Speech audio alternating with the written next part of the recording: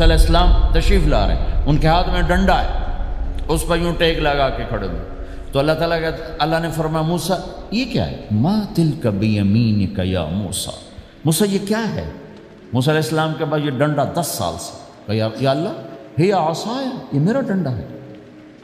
اب اللہ تعالیٰ آگے کچھ دکھانا چاہتے ہیں تو موسیٰ علیہ السلام سے لمبی بات کروائی، ہی عصایا میرا ڈنڈا ہے، اتوکل علیہا اس پر ٹیک لگاتا ہوں، واحش بہا علی غنمی اور اپنی بکریوں کے لیے پتے جھاڑتا ہوں، ولی فیہا مآرب اخرى اور بھی ڈھیر سارے کام اس سے لیتا ہوں.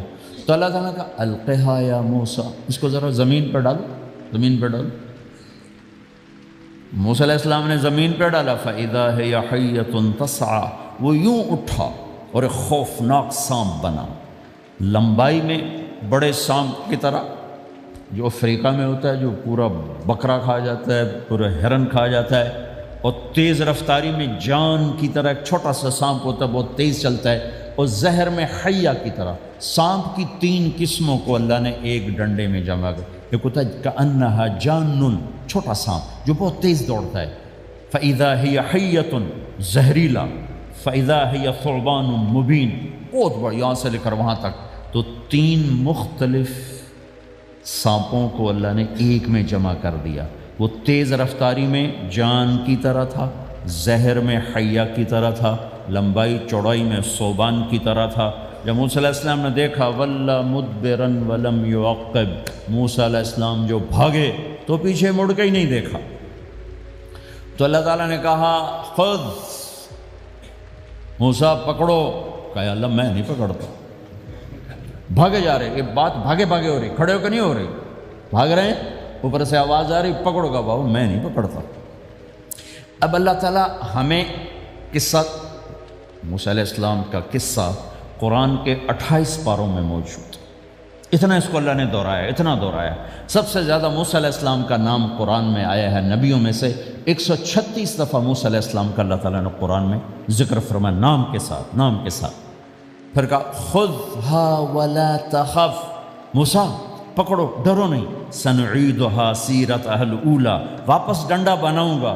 کہا یا اللہ میں نہیں پکڑتا، مجھے کھائے گا، مجھے کھائے گا. وہ بھاگے جا رہے ہیں. آخر اللہ تعالیٰ نے کہا خذ انک من الآمنین، موسیٰ میں گارنٹر ہوں، کچھ نہیں کہے گا، گارنٹی دیتا ہوں.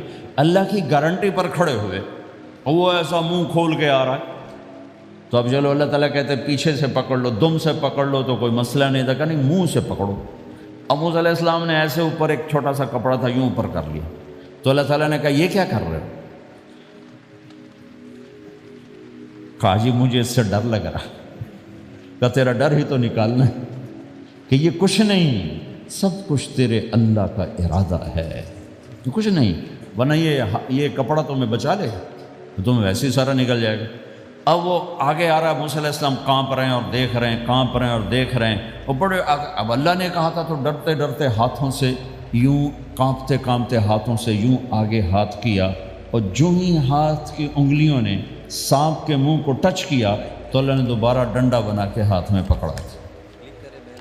اور ساری دنیا کو یہ پیغام دیا کہ دیکھو میرے بندو، اللہ سب کچھ ہے، لہٰذا اللہ کی مان کے چلنا. سامنے شیطان آئے گا، سامنے شیطان آئے گا، تمہیں الٹی راہیں دکھائے گا، تو تم اپنے اللہ کو یاد کرنا جس کے ہاتھ میں سارے خزانے ہیں اور طاقت ہے. 1 سیکنڈ میں اسے سانپ بنایا، اگلے سیکنڈ میں اسے ڈنڈا بنایا، اور پھر موسیٰ علیہ السلام کے ہاتھ میں پکڑایا.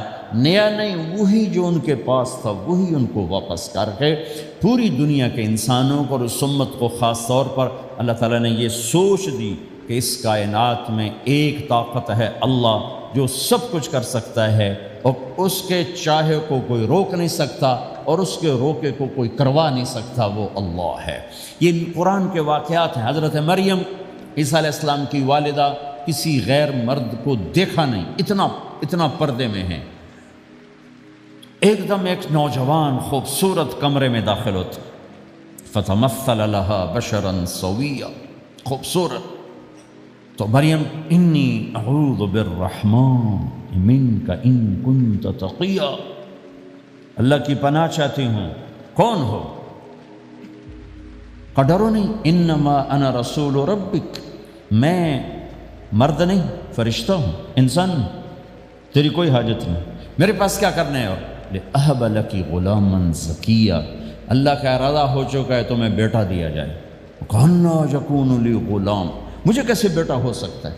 لم یمسسنی بشر، میری شادی کوئی نہیں، ولم اکو بغیہ، اور میں غلط عورت نہیں ہے کہ میں گناہ کروں اور اس سے حمل ہوش۔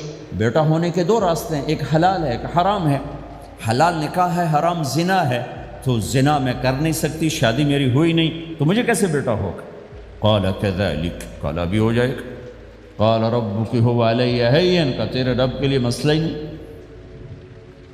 وَلِنَجْعَلَهُ آیَةً لِلنَّاسِ، وہ ایک نشانی ہوگا، وَرَحْمَةً مِنَّا، ایک اللہ کی رحمت ہوگا، وَكَانَ أَمْرًا مَقْضِيًّا، مریم تیرے دنیا میں آنے سے پہلے ہی اللہ فیصلہ کر چکا تھا کہ تجھے بغیر شادی کے ہی بیٹا دینا ہے۔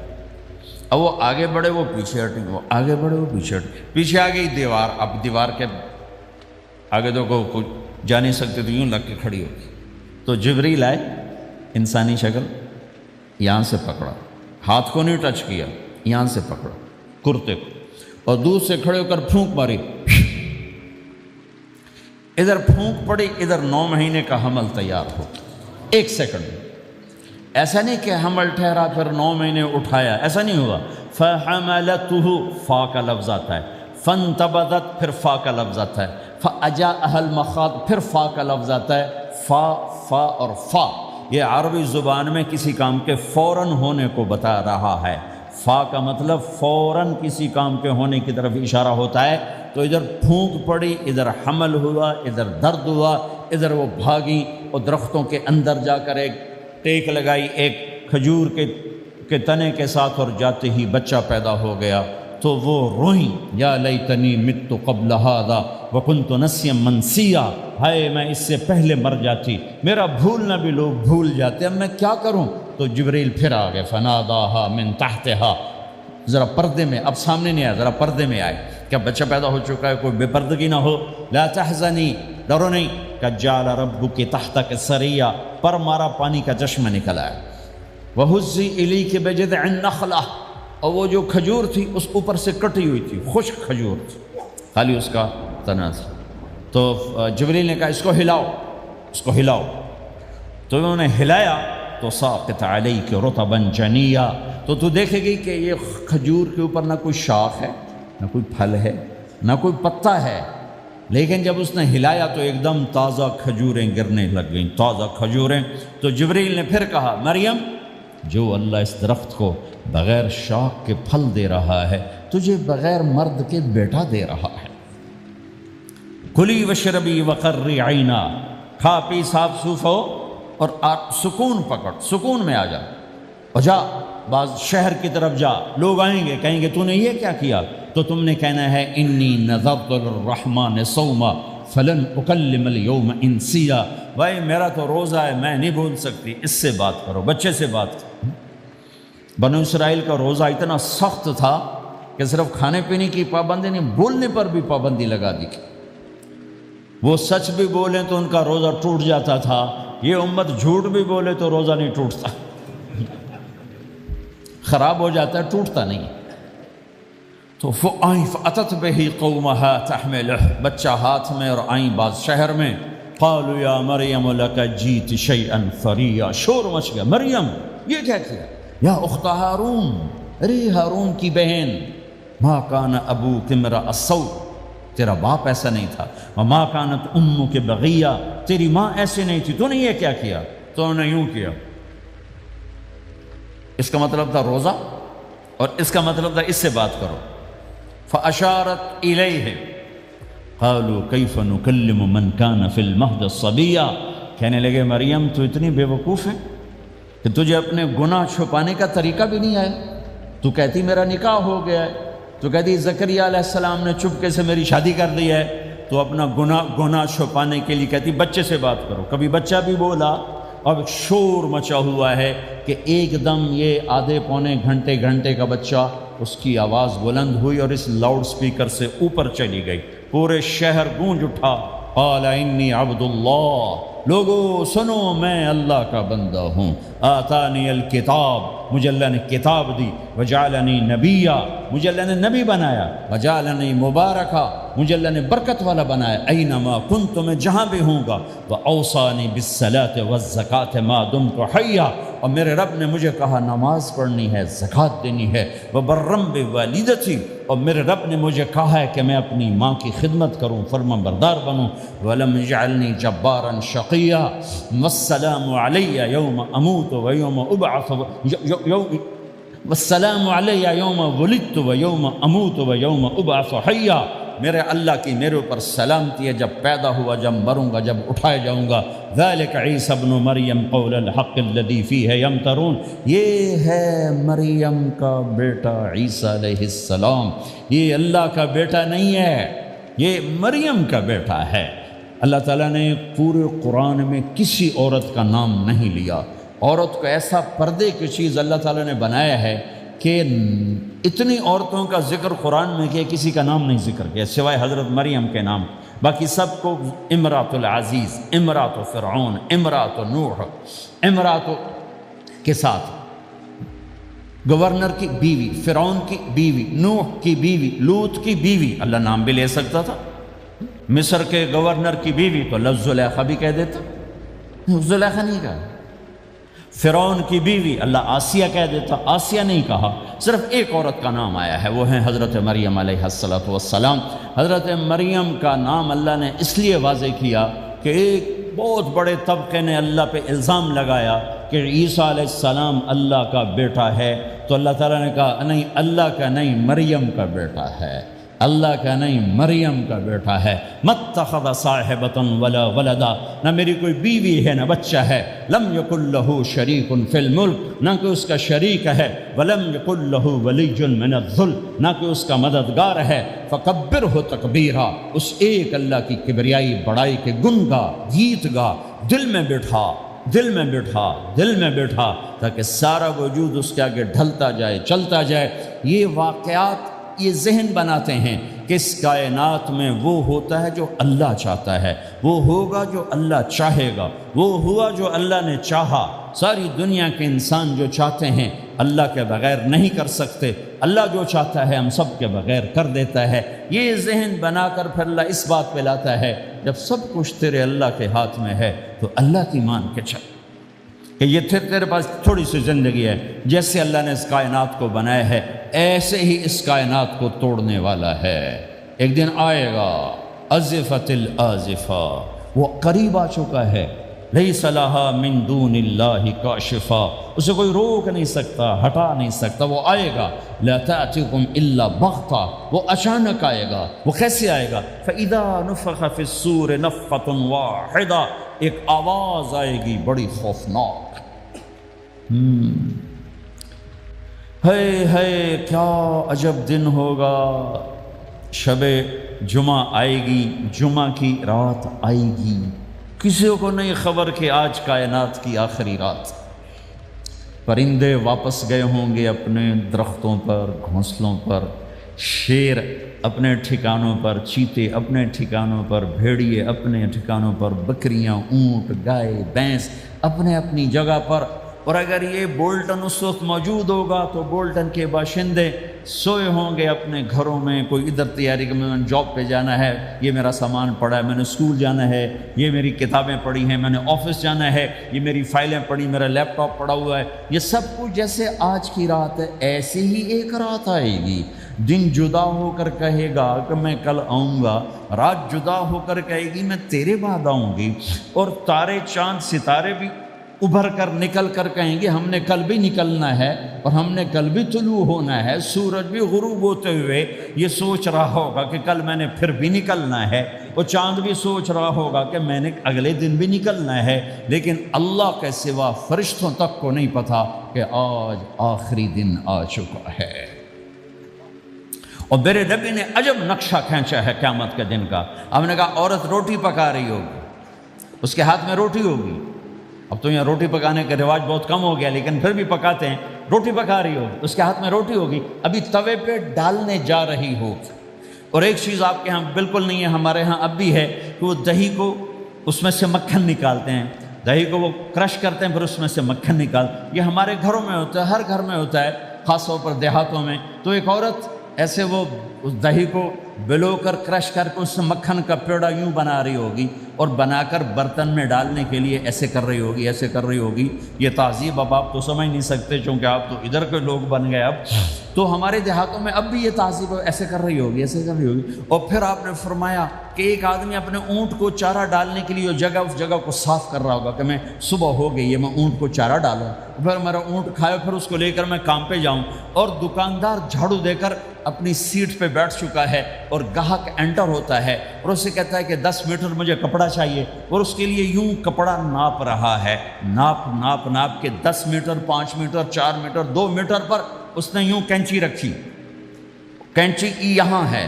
اور اس نے جیب سے پیسے نکالے اور گننے لگا کہ میں نے اس کو 100 پاؤنڈ دینا ہے.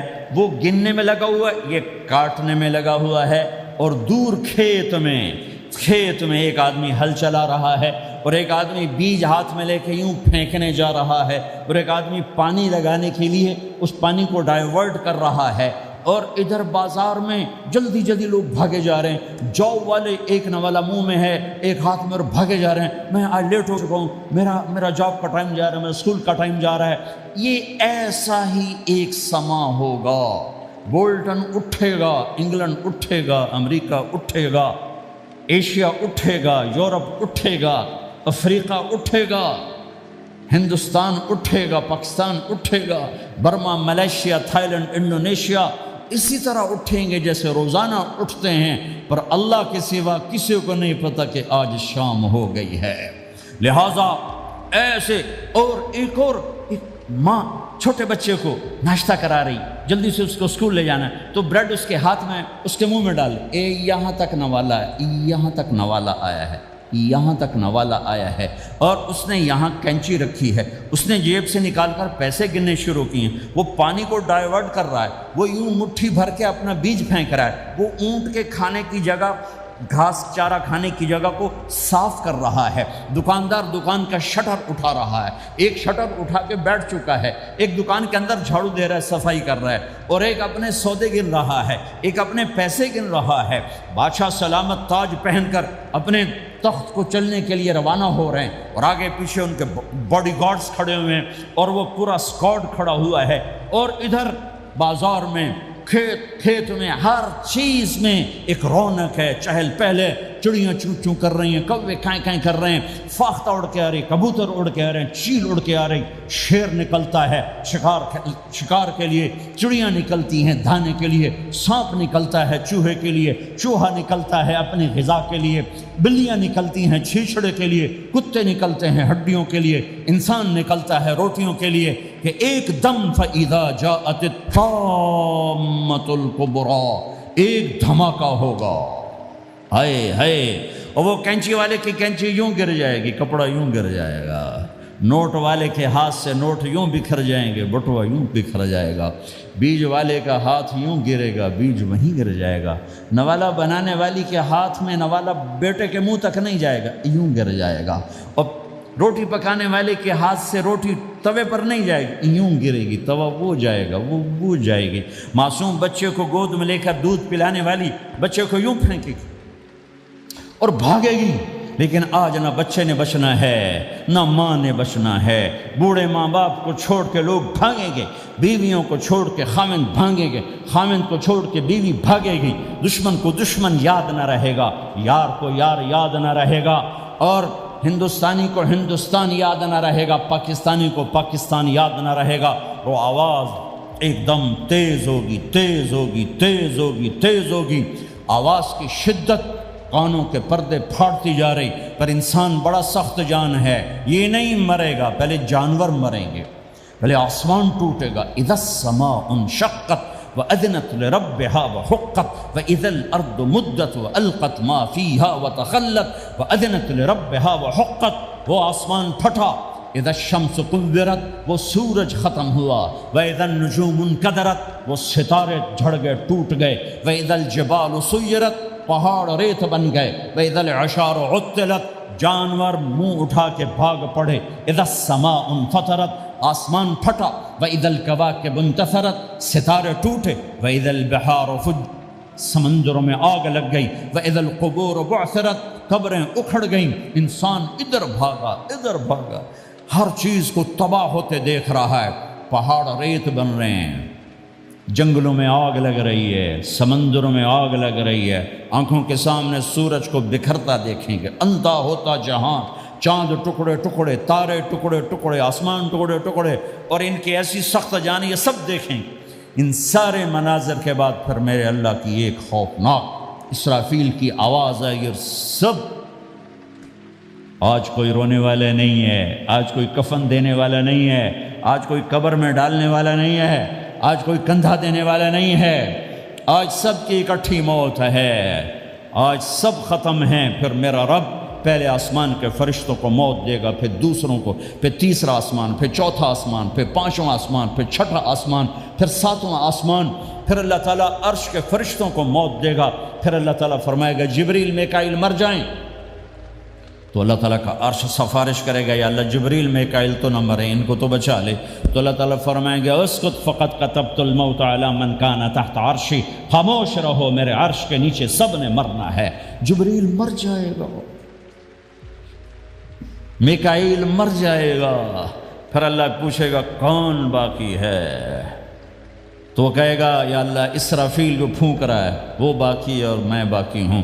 اللہ کہیں گے اسرافیل مر جائے، تو اسرافیل وہ جو ہاتھ میں لے کے پھونک مار رہے ہوں گے سور، وہ ان کے ہاتھوں سے گرے گا اور اسرافیل میں گرے گا، اور وہ سور یوں اڑتا ہوا اللہ کے عرش کے ساتھ جا کر ٹک جائے گا۔ پھر اللہ فرمائے گا کون باقی ہے؟ اب اسرائیل کی ٹانگیں کانپیں گی، سب کو موت کا ذائقہ چکھانے والا آج خود چکھنے لگا ہے۔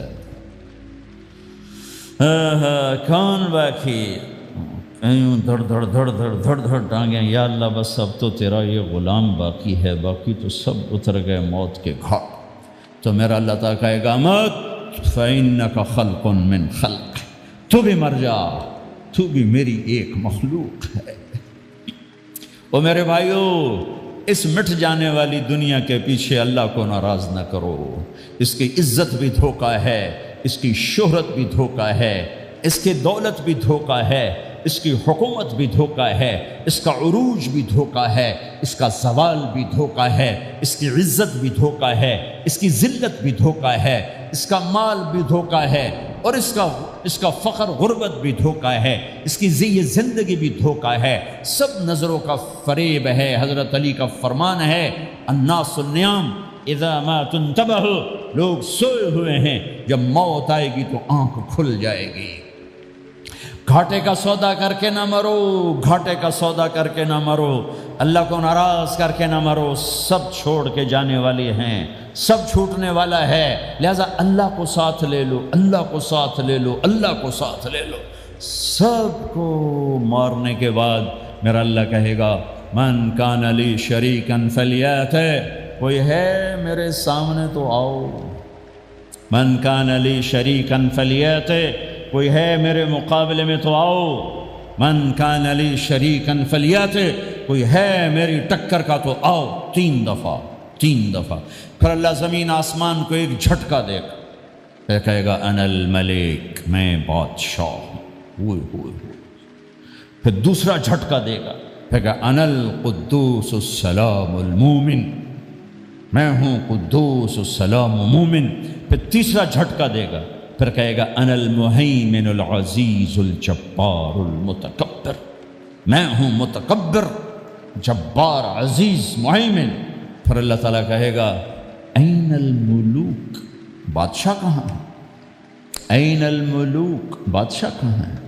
این المتکبرون، وہ تکبر کرنے والے کہاں ہیں؟ این الجبارون، ظالم کہاں ہیں؟ این المتکبرون، تکبر والے کہاں ہیں؟ کوئی ہو تو جواب دے۔ پھر اللہ تعالیٰ کہے گا لمن الملک اليوم، آج کون ہے بادشاہ، آج کس کی ہے بادشاہی؟ کوئی جواب دینے والا ہے ہی نہیں، تو اللہ خود کہے گا للہ الواحد القہار، آج اکیلے اللہ کی بادشاہ، آج بھی اسی کی ہے، آج بھی اسی کی ہے۔ پیچھے بھی اس کی تھی، آگے بھی اس کی ہے۔ للہ الامر من قبل ومن بعدہ، للہ الامر من قبل ومن بعدہ، ان الحکم الا للہ، الخلق والامر واللیل والنہار وما سکن فیہما للہ وحدہ، ان العزت للہ جمیعا، قل ان الامر کلہ للہ، للہ ما فی السماوات وما فی الارض، وان تبدوا ما فی انفسکم او تخفوہ یحاسبکم بہ اللہ، لہ ما فی السماوات وما فی الارض وما بینہما وما تحت الثری، وان تجہر بالقول فانہ یعلم السر واخفی۔ وہ کون ہے؟ اللہ۔ وہ کیسا ہے؟ لا الہ الا ہو۔ صفات کیسی ہیں؟ لہ الاسماء الحسنی۔ یہ میرے رب کا پیغام ہے پوری دنیا کے انسانوں کے لیے کہ یہ دنیا امتحان کی جگہ ہے، نہ اپنی مرضی سے آئے ہو، نہ اپنی مرضی سے مرتے ہو، نہ اپنی مرضی سے جیتے ہو، نہ اپنی مرضی سے جاتے ہو۔ لہٰذا اس 4 دن کی زندگی میں تمہیں ٹیسٹ میں ڈالا گیا ہے۔ اللہ کو راضی کرتے ہو، شیطان کو راضی کرتے ہو، اللہ کو مناتے ہو، شیطان کے پیچھے چلتے ہو، اللہ کو مناتے ہو، اپنی طبیعت اور غلام، اپنی طبیعت کے غلام بنتے ہو۔ یہ میرا اور آپ کا امتحان ہے۔ لا الہ الا اللہ میں ایگریمنٹ ہے، یا اللہ تیری مان کے چلیں۔ لا الہ الا اللہ ایگریمنٹ ہے، یا اللہ تیری مان کے چلیں۔ کیسے تیری مان کے چلیں گے؟ اگلا حصہ ہے محمد الرسول اللہ، تیرے حبیب کے طریقے پر چلیں گے۔ اللہ کو راضی کرنے کا ایک ہی راستہ ہے، عرب کے لیے، عجم کے لیے، کالے کے لیے، گورے کے لیے، سید کے لیے، قریشی کے لیے، ہاشمی کے لیے، پٹھان کے لیے، راجپوت کے لیے، گجراتی کے لیے، ملائی کے لیے، تھائی کے لیے، انڈین کے لیے، سب کے لیے ایک راستہ ہے، ایک راستہ ہے، ایک راستہ ہے، وہ ہے محمد الرسول اللہ۔ جب آپ معراج پہ گئے تو آپ نے کہا یا اللہ، آپ نے ابراہیم کو خلیل بنایا اور موسیٰ کو کلیم بنایا اور داود کو لوہا نرم کر کے دیا، سلیمان کو ہوا تابع کر کے دی، اور عیسیٰ علیہ السلام کے لیے مردے زندہ کیے، میرے لیے کیا ہے؟ تو اللہ تعالیٰ نے فرمایا اولیس قد آتیتک افضل من ذلک کلہ، میرے محبوب میں نے آپ کو وہ دیا ہے جو کسی کو نہیں دیا۔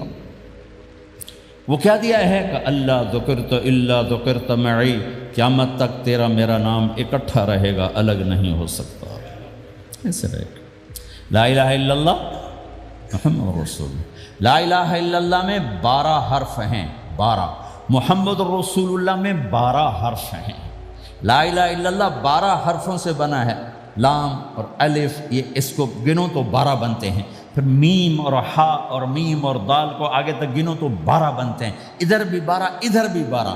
پھر حرف کی 2 قسمیں ہیں، ایک نقطے والے، ایک بغیر نقطے والے۔ نقطے والے حرف کمزور ہوتے ہیں، بغیر نقطے والے حرف طاقتور ہوتے ہیں، کہ نقطے والا حرف اپنا مطلب بنانے کے لیے نقطے کا محتاج بن جاتا ہے، اور جو بغیر نقطے والا ہوتا ہے وہ اپنا مطلب بتانے کے لیے نقطے کا محتاج نہیں ہوتا۔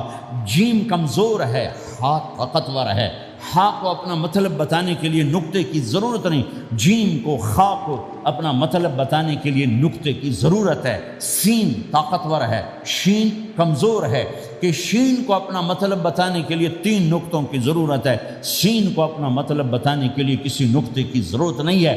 الف طاقتور ہے، با کمزور ہے، تا کمزور ہے، ہا طاقتور ہے، جیم کمزور ہے، خا کمزور ہے، دال طاقتور ہے، را طاقتور ہے، زا کمزور ہے، سین طاقتور ہے، شین کمزور ہے، صاد طاقتور ہے، ضاد کمزور ہے، تا طاقتور ہے، ضا کمزور ہے۔ یہ میں آپ کو حروف کی بات بتا رہا ہوں۔ جب میرے اللہ نے اپنا کلمہ بنایا، پہلے اپنا نام منتخب کیا اللہ، تو اس میں کوئی حرف نقطے والا نہیں آیا، ٹھیک ہے؟ اللہ کوئی نقطے والا حرف ہے؟ پھر اللہ نے اپنے نبی کا نام بنایا محمد، کوئی نقطے والا حرف ہے؟ پھر نام بنایا احمد، کوئی نقطے والا حرف ہے؟ پھر جب کلمہ بنایا تو کلمہ ان حرفوں سے بنایا جس میں کوئی نقطے والا حرف نہیں ہے۔ لا الہ الا اللہ محمد الرسول اللہ۔ سارے خزانے اللہ کے ہاتھ میں، ساری عزتیں بلندیاں اللہ کے ہاتھ میں، جانے کا راستہ محمد الرسول اللہ، پہنچنے کا راستہ محمد الرسول اللہ، لینے کا راستہ محمد الرسول اللہ، جہنم سے بچنے کا راستہ محمد الرسول اللہ، جنت میں جانے کا راستہ محمد الرسول اللہ۔ دنیا کی برکتیں عزتیں سمیٹنے کا راستہ محمد الرسول اللہ، ذلتوں پستیوں سے بچنے کا راستہ محمد الرسول اللہ۔ میرے حبیب جنت کے لیے چابی ہیں، جہنم کے لیے تالا ہیں، عزت کے لیے چابی ہیں، ذلتوں کے لیے تالا ہیں، محبتوں کے لیے چابی ہیں، نفرتوں کے لیے تالا ہیں، اللہ کی رضا کے لیے وہ چابی ہیں، اور اللہ کی ناراضگی کا وہ تالا ہیں۔ جو محمدی بن گیا، جو محمد مصطفیٰ صلی اللہ تعالی وسلم کی سیرت میں، ظاہر میں، باطن میں ڈل گیا، اللہ کا محبوب بن گیا، اللہ نے اپنا بنا لیا۔ ابو لہب قریشی ہاشمی سید، اور اللہ نے کہا تبت یدا ابی لہب وتب، ابو لہب برباد ہو گیا۔ بلال حبشی کا بیٹا، غلام کا بیٹا، کالے کا بیٹا، لیکن میرے نبی نے فرمایا جب میں جنت میں جاؤں گا تو میری سواری کی رسی بلال کے ہاتھ میں ہوگی، جو میرے میں ساتھ چلے گا، میرے ساتھ چلے گا، اور اس دن تم بلال کی شان دیکھنا، سید قریشی سب دیکھتے رہ جائیں گے، اور ایک غلام سب سے بازی لے جائے گا کہ جب سارے جنتی جنت کے دروازوں پر اکٹھے ہوں گے تو ایسے جنت کے 8 گیٹ ہیں، وہ سارے بند ہوں گے، سب بند ہوں گے، تو کہیں گے اندر کیسے جائیں؟ تو کہیں گے چلو آدم علیہ السلام سے بات کرتے ہیں۔ آدم علیہ السلام سے عرض کریں گے جناب ابا جان، دادا جان، دروازہ تو کھلوائیں۔ وہ کہیں گے بچوں میں نے تمہیں نکالا تھا، میں ڈال نہیں سکتا، جاؤ بھائی کسی اور سے بات کر۔ اب آئیں گے نوح علیہ السلام، بابا میں نہیں کر سکتا، ابراہیم علیہ السلام، بابا میں نہیں کر سکتا، اسماعیل، اسحاق، یعقوب، یوسف، موسیٰ، یوشع، دانیال، الیاس، داؤد، یحییٰ، زکریا، سلیمان، بھائی ہمارے بس کا نہیں، بھائی ہمارے بس کا نہیں، بھائی ہمارے بس کا نہیں۔ سب سے آخر میں آئیں گے عیسیٰ علیہ السلام کے پاس۔ اگر اللہ چاہتا تو سیدھا ہمارے نبی کے پاس پہنچا دیتا، لیکن اللہ اپنے نبی کی شان دکھانا چاہتا ہے کہ میرا نبی کتنی شان والا ہے، کتنی عزت والا ہے، جس کی سنت کو تم پھینک دیتے ہو، سنت کی کوئی بات نہیں۔ 1 پاؤنڈ پھینکتے ہو کہ 1 پاؤنڈ گر گیا، کوئی بات نہیں، کہ 1 پاؤنڈ کو بھی ڈھونڈتے پھرتے ہو، سنت کوئی بات نہیں، پاؤنڈ نہیں۔ ہمارا پاکستانی 172 سے ضرب لائے گا، ہندوستانی 100 سے ضرب لگائے گا، پتہ نہیں کیا کیا کرے گا، ہیں تو اللہ تعالیٰ سب کو بھلا دے گا۔ آدم سے کہانی شروع ہوگی، چلتے چلتے چلتے عیسیٰ علیہ السلام، کہ عیسیٰ علیہ السلام ایک بات کا اضافہ کریں، کہ بابا میں نہیں کھلوا سکتا، لیکن آج میں تمہیں پتہ بتا سکتا ہوں کون کھلوائے گا، یہ کوئی نبی نہیں کہے گا۔ تو کہیں گے جی بتاؤ، کہیں گے جاؤ محمد الرسول اللہ صلی اللہ علیہ وسلم کی خدمت میں، ان کے سوا آج کوئی نہیں کھلوا سکتا۔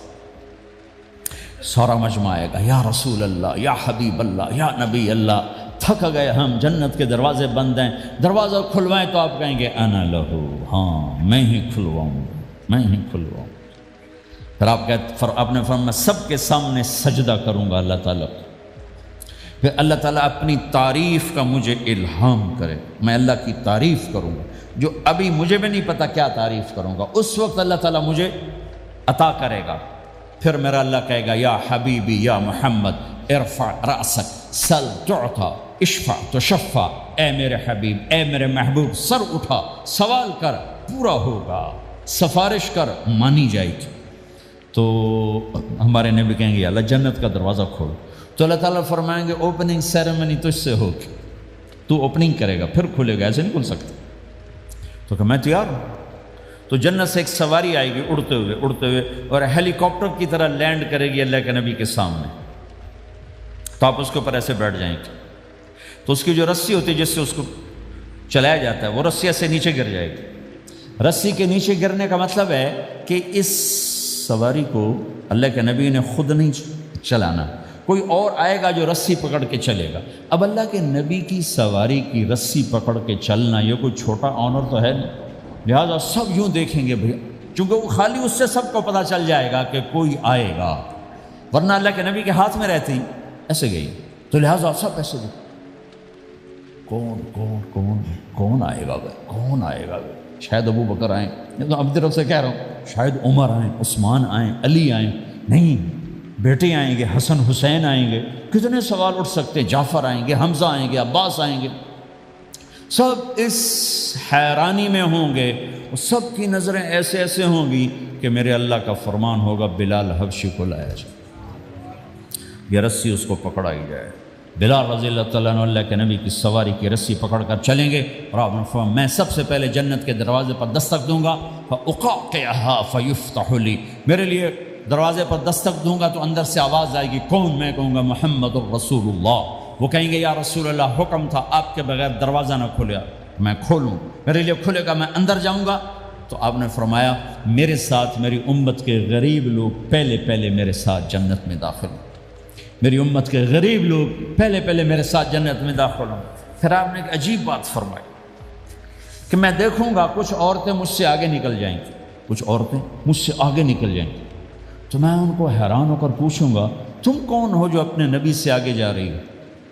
وہ کہیں گے یا رسول اللہ ہم وہ ہیں جو جوانی میں بیوہ ہو گئیں اور اپنے بچوں کی خاطر دوسری شادی نہ کی، ان کی تربیت کے لیے دوسری شادی نہ کی اور اپنے جذبات کو سینے میں دبا کے سو گئیں، ہم وہ ہیں۔ تو اللہ کے نبی نے فرمایا وہ مجھ سے بھی آگے گزر کے جائیں گی۔ ہمارے معاشرے میں کوئی بچی بیوہ ہو جائے، طلاق ہو جائے تو وہ ایک بوجھ بن جاتی۔ میرے نبی نے فرمایا تمہیں وہ صدقہ بتاؤں جس سے بڑھ کر کوئی صدقہ ہی نہیں ہے؟ کیا آپ نے فرمایا کہ میں تمہیں وہ صدقہ بتاؤں جس سے بڑھ کے کوئی صدقہ نہیں ہے؟ تو انہوں نے کہا جی وہ کیا؟ کہا الابنۃ المردودہ، جس کی بیٹی کو طلاق ہو گئی یا جوانی میں بیوہ ہو گئی اور لوٹ کے ماں باپ کے پاس آ گئی، اس پہ خرچ کرنا سب سے بڑا صدقہ۔ چونکہ ماں باپ بھی تنگ پڑ جاتے ہیں اور بھائی تو پہلے ہی کہتے ہیں کہاں مصیبت سر پہ آ پڑی ہے، تو میرے نبی نے اس کو کور کرنے کے لیے، کیونکہ زندگی تو حادثات کا نام ہے، ہوتے رہتے ہیں، تو میرے نبی نے فرمایا سب سے اعلیٰ درجے کا صدقہ ہے اس بچی پہ خرچ کرنا جو طلاق ہو کے گھر واپس آ جائے یا بیوہ ہو کے گھر واپس آ جائے، اس پہ خرچ کرنا سب سے اعلیٰ درجے کا خرچ ہے۔ تو ان کی یہ قربانی کہ وہ اللہ کے نبی نے فرمایا مجھ سے بھی آگے جا رہی ہوں۔ آپ نے فرمایا جنت کی چابی میرے ہاتھ میں ہے، اللہ کا جھنڈا میرے ہاتھ میں ہے، کوئی نبی جنت میں جا نہیں سکتا جب تک میرا قدم نہ پڑ جائے، اور کوئی امت جنت میں جا نہیں سکتی جب تک میری امت نہ چلی جائے۔ تو بھائیو اللہ کے خزانوں تک پہنچنے کا راستہ ہے محمد الرسول اللہ، اور چونکہ قیامت تک آپ نے نمونہ بننا تھا تو اللہ نے اپنے نبی کی زندگی کی ہر شے محفوظ کر دی، کوئی چیز چھپی نہیں ہے۔ آپ کے جسم مبارک سے نکلا ہوا ہر عمل 1435واں سال شروع ہو چکا ہے، محفوظ ہے، مکتوب ہے، موجود ہے۔ کسی نبی کا حلیہ ایسے موجود نہیں جیسے ہمارے نبی کا حلیہ موجود ہے۔ آپ چلتے کیسے تھے؟ یمشی تکفین، آپ چلتے تھے کہ جیسے کوئی آدمی اوپر سے نیچے آ رہا ہو تو تھوڑا سا آگے جھک کے چلتا ہے، اور آپ چلتے تھے کہ آپ کے پاؤں کا چلنے کا فاصلہ، قدم سے قدم فاصلہ چھوٹا ہوتا تھا، اور چال میں تیزی ہوتی تھی، چال میں تیزی، فاصلہ تھوڑا، اس طرح آپ چلتے تھے۔ آپ کے دیکھنے کا انداز کیا تھا؟ یہ جل نظرہ الملاحظہ، یوں دیکھتے تھے، شرم کی وجہ سے نظر نہیں اٹھاتے تھے مردوں میں بیٹھ کر، کبھی کبھی یوں آنکھ اٹھاتے تھے تو پھر کسی میں جرت نہیں ہوتی تھی کہ آپ کی آنکھوں میں آنکھیں ڈال کے دیکھ سکے، پھر سارے یوں ہو جاتے تھے، صرف 2 آدمی آپ کو دیکھ سکتے تھے اس وقت جب آپ کی نظر اوپر ہوتی تھی، تو 2 آدمی آپ کو دیکھ سکتے تھے، ایک ابو بکر اور ایک عمر، بس۔ آپ مسجد میں داخل ہوئے، آپ کے ادھر ابو بکر تھے، ادھر عمر تھے، سامنے مجمع تھا، آپ نے یوں ابو بکر کو پکڑا، یوں عمر کو پکڑا، یوں ان کے دونوں کے ہاتھ پکڑ کا، مجھے دیکھ رہے ہو؟ ہاکذا نحشر یوم القیامہ، قیامت کے دن ہم تینوں یوں اٹھائے جائیں گے کہ میرے دائیں طرف ابو بکر ہوگا اور میرے بائیں طرف عمر ہوگا، اور ہم تینوں یوں اپنی قبروں سے نکلیں گے۔ زندگی کی ہر شے کیوں باقی ہے؟ یہ تو میں ادائیں چھوڑو، میرے نبی کی 9 بکریاں تھیں، 1 بکرا تھا، لبے ان کے نام اگر نہ ہوں تو کوئی ہماری شریعت میں فرق پڑتا ہے، لیکن میرے نبی کی بکریوں کے نام بھی ہم تک پہنچیں۔ ایک کا نام تھا عجوہ، ایک کا نام تھا سقیہ، ایک کا نام تھا برکہ، ایک کا نام تھا ورثہ، ایک کا نام تھا زمزم، ایک کا نام تھا اطلال، ایک کا نام تھا اطراف، ایک کا نام تھا قمرا، غیثا، یہ میرے نبی کی بکریوں کے نام ہیں۔ اور بکرا تھا، اس کا نام تھا یم، عجوہ، سقیہ، زمزم، برکہ، ورثہ، اطلال، اطراف، غیثاء، قمراء، اور اس میں آپ کی بکری قمراء آپ کی زندگی میں مر گئی تھی، اتنی ڈیٹیل بھی موجود ہے۔ آپ کے 2 گدھے تھے، ایک کا نام تھا عفیر، ایک کا نام تھا یعفور۔ جس دن آپ کا انتقال ہوا، یعفور پورے مدینے کی گلیوں میں روتا پھر رہا تھا، وہ چیختا پھر رہا تھا، یہاں تک کہ کنویں میں چھلانگ لگائی اور مر گیا۔ آپ کی 4 اونٹنیاں تھیں، عزبا، شہبا، جدعا، قصوا۔ اس میں جو آپ کی اونٹنی عزبا تھی، ادھر آپ کا انتقال ہوا اور ادھر اس نے بیٹھے بیٹھے رونا شروع کر دیا، اور چارہ بھی چھوڑ دیا، پانی بھی چھوڑ دیا، اور بیٹھے بیٹھے بھوکی پیاسی مر گئی۔ چارہ نہیں کھایا، پانی نہیں پیا۔ آپ کے 2 خچر تھے، ایک کا نام تھا دلدل، ایک کا نام تھا فضہ۔ آپ کے 2 اونٹ تھے، ایک کا نام تھا عسکر، ایک کا نام تھا ثعلب۔ گھوڑے آپ نے بہت رکھے، آئے گئے، ورد، یعصوب، یعقوب، مرتجل، لزاز، طراز، ثقب، سبحہ، ورد، یہ سجل، یہ میرے نبی کے خوبصورت عالی شان گھوڑے ہیں۔ گھوڑوں کے نام بھی ہم تک آئے ہوئے ہیں۔ میرے نبی کا نسب اگر ہمیں نہ معلوم ہو تو ہماری شریعت میں کیا فرق پڑتا ہے، لیکن آدم علیہ السلام تک اللہ تعالیٰ نے اپنے حبیب کا نسب پیڑھی کو سلامت رکھا ہوا ہے۔ محمد بن عبداللہ بن عبد المطلب بن ہاشم بن عبد مناف بن قصی بن کلاب بن مرہ بن کعب بن لوی بن غالب بن فہر بن مالک بن نضر بن کنانہ بن خزیمہ بن مدرکہ بن الیاس بن مدر بن نزار بن معد بن عدنان بن اود بن حمیصہ بن سلامان بن عوس بن بوز بن قموال بن عبی بن عوام بن ناشد بن حزا بن بلداس بن یدلاف بن طابخ بن جاحم بن ناحش بن ماخی بن عیفی بن عبقر بن عبید بن الدعاء بن حمدان بن سنبر بن یثربی بن یحزن بن یلحن بن ارعوا بن عید بن ذیشان بن عیسر بن اقناد بن ایہام بن مقصر بن ناحر بن زارع بن سمی بن مزی بن عوض بن عرام بن قیدار بن اسماعیل بن ابراہیم بن آذر بن ناحور بن سرور بن رعو بن فائل بن عابر بن ارفخشاد بن سام بن نوح بن لامک بن متوشال بن ادریس بن یرد بن ملہلیل بن قینان بن آنوش بن شیسر بن آدم علیہ السلام۔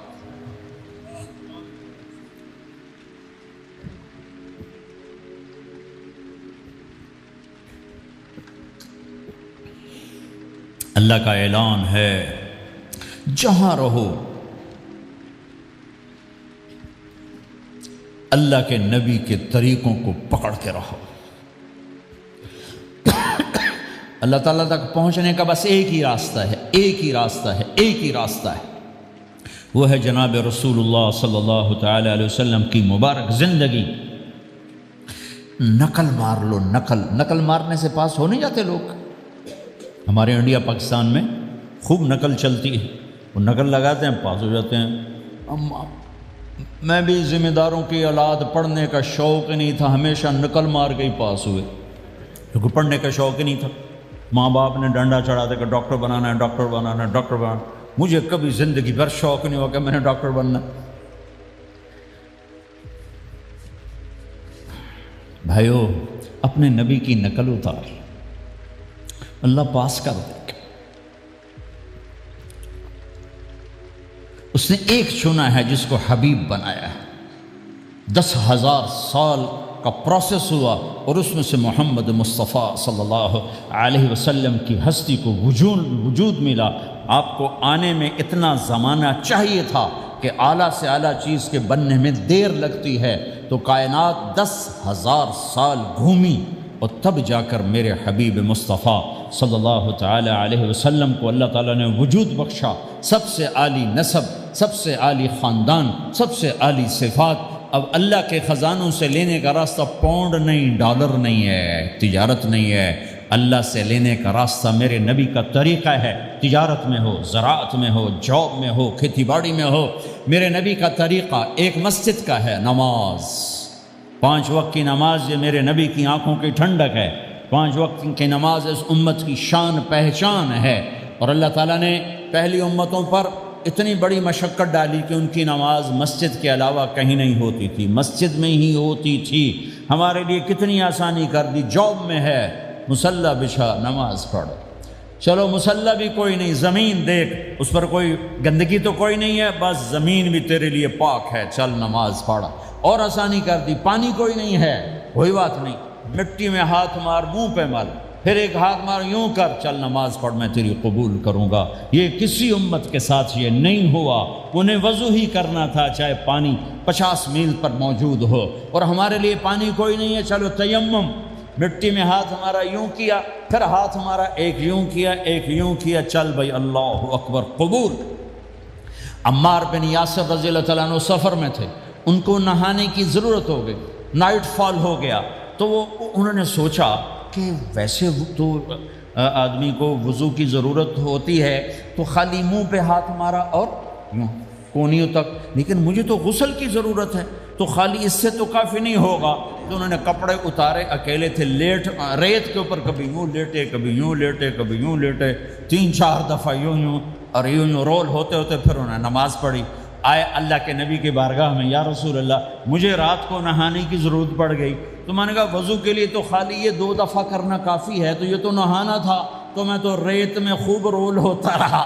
میرے نبی نے انما یکفیک ضربتان، ارے سیدھے بندے عمار، اس کے لیے بھی اتنا ہی کافی تھا کہ تو یوں کرتا اور یوں کرتا اور تو پاک ہو جاتا۔ اللہ نے اس نبی کے طفیل، اس محبوب مصطفیٰ صلی اللہ علیہ وسلم کے طفیل، اللہ نے کیا کیا سہولتیں اور آسانیاں ہمیں عطا فرمائی۔ پھر نماز 4 کی 2 رکعت کر دی کہ بھئی تم مسافر ہو 2 پڑھو، روزے میں سفر میں روزہ معاف کر دیا، بعد میں رکھ لینا، بعد میں رکھ لینا، قضا کرنے کا حکم، بالکل چھوڑنے کا نہیں۔ اور کہا گیا بھائی مریض ہو چھوڑ دو، مسافر ہو چھوڑ دو، اور نماز 2 رکعت کر دو، سنتیں چھوڑ دو۔ ابن عمر رضی اللہ تعالیٰ عنہ بیٹھے تھے تو انہوں نے 2 رکعت پڑھ کے بیٹھ گئے، تو ان کے خادم نے کہا سنتیں نفل نہیں پڑھو گے؟ کہا اگر پڑھنا تو 4 فرض پڑھتا میں، میرے اللہ نے معافی دے دی تو میں کیوں پڑھوں؟ میرے نبی نے سفر میں سنتیں نہیں پڑھی کبھی، اپنی امت کو سہولت دینے، فجر کی سنتیں 2 پڑھتے تھے، اس کے علاوہ سنتیں نہیں پڑھی تاکہ میری امت کو سہولت ہو، آسانی ہو۔ ایک دفعہ بارش ہو رہی تھی اور کوئی جگہ نہیں تھی نماز پڑھنے کے لیے، تو آپ نے اپنی اونٹنی کو آگے کیا اور اس پر بیٹھ گئے، بیٹھے ہی تھے، پیچھے صحابہ نے اونٹنیوں پر ہی صفیں بنائیں، اور یہ نماز اونٹنی پہ بیٹھ کر ادا کی گئی۔ بارش کے اندر نماز اونٹنی کے اوپر نماز بھی ہو گئی، رکوع بھی ہو گیا، سجدہ بھی ہو گیا، سلام بھی ہو گیا۔ پہلی امتوں کے لیے نہیں تھا، سجدہ ہی کرنا پڑے گا۔ یہ اللہ کے محبوب مصطفیٰ صلی اللہ تعالی علیہ وسلم کی طفیل، میرے اللہ نے ہم پہ فضل و احسان کیا، تو میرے نبی کی زندگی میں عبادات میں نماز سب سے اعلیٰ نظر آتی ہے، سب سے نمایاں نظر آتی ہے۔ اور پھر بازار میں، گھر میں، دفتر میں، ماحول میں میرے نبی کے اخلاق، یہ زندگی کا دوسرا روشن پہلو ہے۔ میرے نبی کی ساری زندگی 2 لفظوں میں آتی ہے، عبادت اخلاق، عبادت اخلاق، یا 2 اور لفظ، حقوق اللہ، حقوق العباد، حقوق اللہ، حقوق العباد۔ حقوق اللہ میں نماز سب سے اعلیٰ، اور حقوق العباد میں لوگوں کی برداشت کرنا، لوگوں سے درگزر کرنا، معاف کرنا، جھوٹ سے بچنا، دھوکے سے بچنا۔ میرے نبی سے پوچھا گیا یا رسول اللہ مسلمان کنجوس ہو سکتا ہے؟ ہم نے کہا ہو سکتا ہے۔ یا رسول اللہ مسلمان کمزور ہو سکتا ہے، بزدل ہو سکتا ہے، ڈرپوک ہو سکتا ہے؟ آپ نے کہا ہو سکتا ہے۔ یا رسول اللہ مسلمان جھوٹ بول سکتا ہے؟ آپ نے کہا نہیں، جھوٹ نہیں بول سکتا، جھوٹ نہیں بول سکتا۔ ہے میرے نبی نے فرمایا میرا امتی ہر گناہ کر سکتا ہے پر ایک جھوٹ نہیں بولے گا، ایک دھوکہ نہیں دے گا۔ لیکن پوری دنیا میں سب سے زیادہ جھوٹ بولنے والا اور دھوکہ دینے والا وہ اس امت کا فرد بن چکا ہے۔ سب سے زیادہ دھوکہ دینے والے ہم بن گئے، سب سے زیادہ جھوٹ بولنے والے ہم بن گئے۔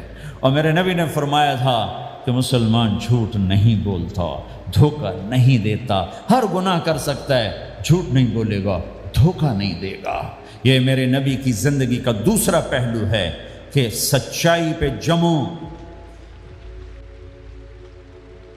چند پیسے بچانے کے لیے جھوٹ بولنا، ٹیکس بچانے کے لیے جھوٹ بولنا، کتنے پاؤنڈ بچا لو؟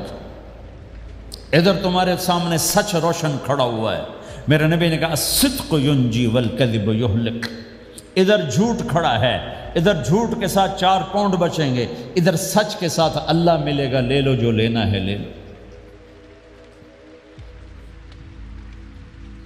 ہاں، الا لعنت اللہ علی الکاذبین، جھوٹوں پہ اللہ کی لعنت۔ اس لعنت کے ساتھ 400 پاؤنڈ بچا لیے، 4000 بچا لیے، 4 ملین بچا لیے، 4 بلین بچا لیے، 4 ٹریلین بچا لیے، ساری دنیا کو بچا لیا، اور اوپر اللہ کی لعنت پڑی تو اللہ کی قسم گھاٹے کا سودا ہے۔ اور سچے ہو گئے، سچ بولا، یہ میں 100 پاؤنڈ کماتا ہوں، لے لو جو لینا ہے اس میں سے، یہ میں 1000 پاؤنڈ کماتا ہوں، لے لو جو لینا ہے، یہ میں 50,000 پاؤنڈ کماتا ہوں، لے لو جو لینا ہے، کہ مسلمان کی زبان سے جھوٹ نہیں نکلتا، سچ ہی بولتا ہے۔ آپ تشریف لے جا رہے ہیں، ایک آواز ہے یا رسول اللہ، آپ نے یوں دیکھا کوئی نظر نہیں آیا، پھر آواز ہے یا رسول اللہ، تو آپ نے دیکھا کہ ہرنی ڈیئر چھوٹی وہ کھڑی ہوئی رسی میں بندھی، تو آپ نے کہا کیا ہوا؟ کہا جی آپ کا صحابی مجھے پکڑ کے لایا ہے، میرے چھوٹے چھوٹے بچے بھوک سے رو رہے ہوں گے، آپ مجھے چھوڑ دیں، میں بچوں کو دودھ پلا کے واپس آ جاتا، مجھے پتا ہے میرے اللہ کی تقدیر میرے بارے میں کیا ہے۔ تو آپ نے کہا اگر تو واپس نہ آئی تو پھر؟ تو اس نے کہا مجھے اللہ جہنم میں ڈال دے۔ آپ نے اس کی رسی کھول دی، خود وہیں بیٹھ گئے، اس نے دوڑ لگائی اور پہاڑوں میں گم ہو گئے۔ تھوڑی دیر کے بعد وہ دوڑتی ہوئی آئی اور آ کے سر یا رسول اللہ میں حاضر ہو گیا، تو آپ نے اس کو باندھ کے وہیں آپ بیٹھ گئے نہیں۔ دیر کے بعد وہ صحابی آئے جنہوں نے اس کو شکار کیا تھا، پکڑا تھا، تو کہنے لگے، ان کا یا رسول اللہ آپ یہاں کیسے؟ کہ میں ایک درخواست لے کر آیا ہوں۔ کہ کیا؟ کہ یہ ہرنی مجھے ہدیہ کر دو۔ کہ یا رسول اللہ سب کچھ آپ کا ہے، کہنے بس یہ ہدیہ کر دو۔ یا رسول اللہ حاضر۔ تو آپ نے اس کو لے کر رسی اس کی گردن سے نکالی کہ جاؤ بچی اپنے بچوں کے پاس جا کے خوشی منا، سچ نجات دیتا ہے اور جھوٹ ہلاک کرتا ہے۔ ایک ہرنی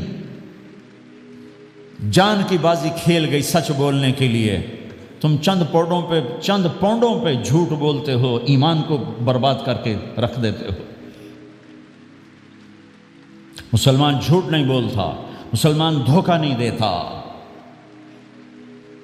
مسلمان کی زبان سے سخت بول نہیں نکلتا، کسی کو بے عزت نہیں کرتا، کسی کو کی بے اکرامی نہیں کرتا، کسی کا دل نہیں توڑتا، کسی کو ذلیل نہیں کرتا، خود سہتا ہے، اوروں کو خوشیاں دیتا ہے، خود دکھ سہتا ہے، اوروں کو راحت دیتا ہے، خود تکلیف سہتا ہے۔ یہ میرے نبی کے اخلاق ہیں، یہ میرے نبی کی زندگی ہے، اور یہ اسلام کا سب سے بڑا چیپٹر ہے اور سب سے مشکل چیپٹر ہے۔ جب میرے نبی نے لمبی نمازیں پڑھی تو اللہ نے روک دیا کہ میرے حبیب ما انزلنا علیک القرآن لتشقی، اتنی لمبی نماز نہ پڑھ کے تو تھک جائے۔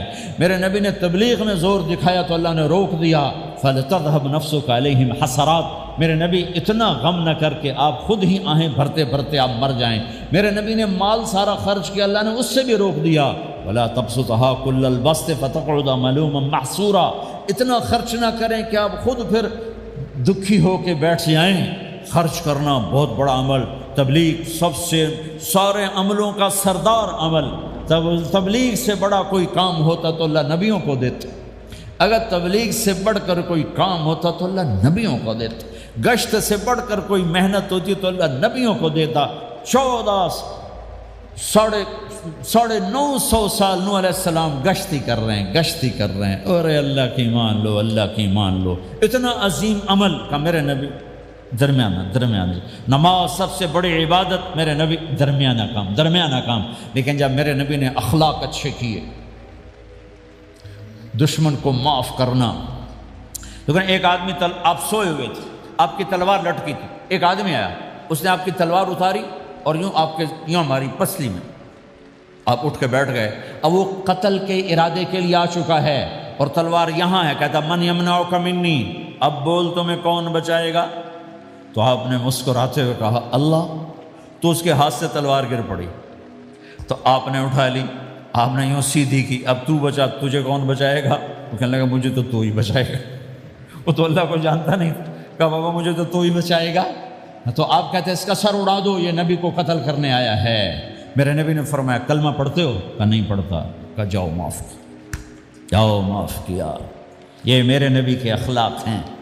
20 سال جنہوں نے قتل کے منصوبے بنائے، قتل کے منصوبے، مکہ والے، جب آپ مکہ میں فاتحانہ داخل ہوئے، ابو سفیان سب سے زیادہ آپ کو دکھ پہنچانے والوں میں پیش تو آپ نے ابو سفیان کو عزت دی۔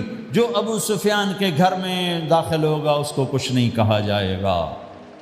آپ تو ابو سفیان کو بلا کے سولی پہ لٹکاتے، اور آپ کہہ رہے ہیں جو ابو سفیان کے گھر میں جائے گا اسے کچھ نہیں کہا جائے گا، جو بیت اللہ میں ہوگا اسے کچھ نہیں کہا جائے گا۔ سارا مکہ سامنے، آپ یوں بیت اللہ کا دروازے پر یوں دونوں ہاتھ ایسے ٹکا کے کھڑے تھے، پھر آپ نے کہا میں کیا کروں گا اب تمہارے ساتھ؟ تو سہیل بن عمر نے کہا آپ کریم ہیں، کریم کے بیٹے ہیں، تو آپ نے کہا جاؤ میں نے معاف کیا۔ یہ اخلاق آج مٹ چکے ہیں، مردوں سے، عورتوں سے، علم والوں سے، خانقاہ والوں سے، تبلیغ والوں سے، سب زیرو ہوئے پڑے ہیں۔ جب تک یہ اخلاق زندہ نہیں ہوتے اسلامی زندگی قائم نہیں ہو سکتی، اسلامی معاشرت قائم نہیں ہو سکتی۔ اور دین دو چیزوں سے آگے پھیلتا ہے، ایک دعوت اور ایک اخلاق۔ دعوت اور اخلاق، دعوت اور اخلاق۔ دعوت نہیں ہوگی تو اخلاق وہیں پڑے رہ جائیں گے، اخلاق نہیں ہوں گے تو دعوت کوئی قبول نہیں کرے گا۔ میرے نبی نے کتنے معجزے دکھائے مکے میں، نہیں کلمہ پڑھا۔ بدر میں ان کے 70 مارے گئے، فرشتوں کو دیکھا، جبریل کے گھوڑے کی آواز سنی، کلمہ نہیں پڑھا۔ خندق میں شکست ہوئی، کلمہ نہیں پڑھا۔ پانی نکلتے دیکھا، انگلیوں سے کلمہ نہیں پڑھا۔ ایک بکرے کا ایک بازو پکایا، ایک بازو بکرے کا، ایک اگلا جو بازو ہوتا، اور 40 آدمیوں نے کھانا کھایا اور ایک بوٹی کم نہیں ہوئی، ایک بوٹی کم نہیں ہوئی، کلمہ نہیں پڑھا۔ لیکن جب میرے نبی نے کہا جاؤ معاف کیا تو سارے ہی کلمہ پڑھ گئے کہ واقعی یہ اخلاق نبی کے ہو سکتے۔ حنین کی جنگ میں جب بھاگے لوگ، شکست ہوئی، تو ایک صحابی کا بھاگتے ہوئے پاؤں ہمارے نبی کے پاؤں پر آیا، اور جوتا سخت تھا، تو آپ نے کہا اوجعتنی، اور آپ کے ہاتھ میں چھڑی تھی، آپ نے اس کو یوں ماری، اوجعتنی، ارے تو نے مجھے کتنا زیادہ درد پہنچایا، دکھ پہنچایا۔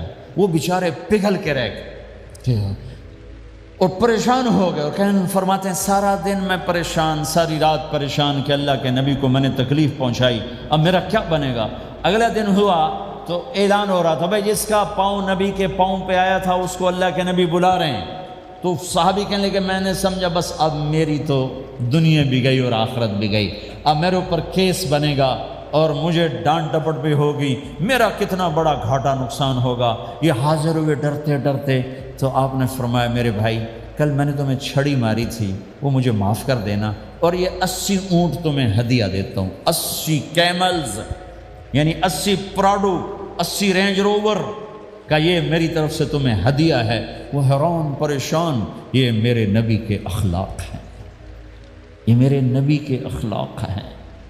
کانٹے بچھانے والی نے 4 دن آنا چھوڑ دیا، بیمار ہو گئی تھی، تو آپ نے کہا کیا بات ہے، وہ ہمارے راستے میں اب کانٹے کوئی نہیں ہیں؟ کہا یہ وہ بیمار پڑی ہے جو کانٹے بچھاتے تھے۔ تو آپ اس کے گھر چلے گئے، ماں جی خیریت تو ہے، آپ ٹھیک تو ہیں؟ کہا بیٹا مجھے کلمہ پڑھا دے، بس تیرے اخلاق نے مجھے فتح کر لیا ہے۔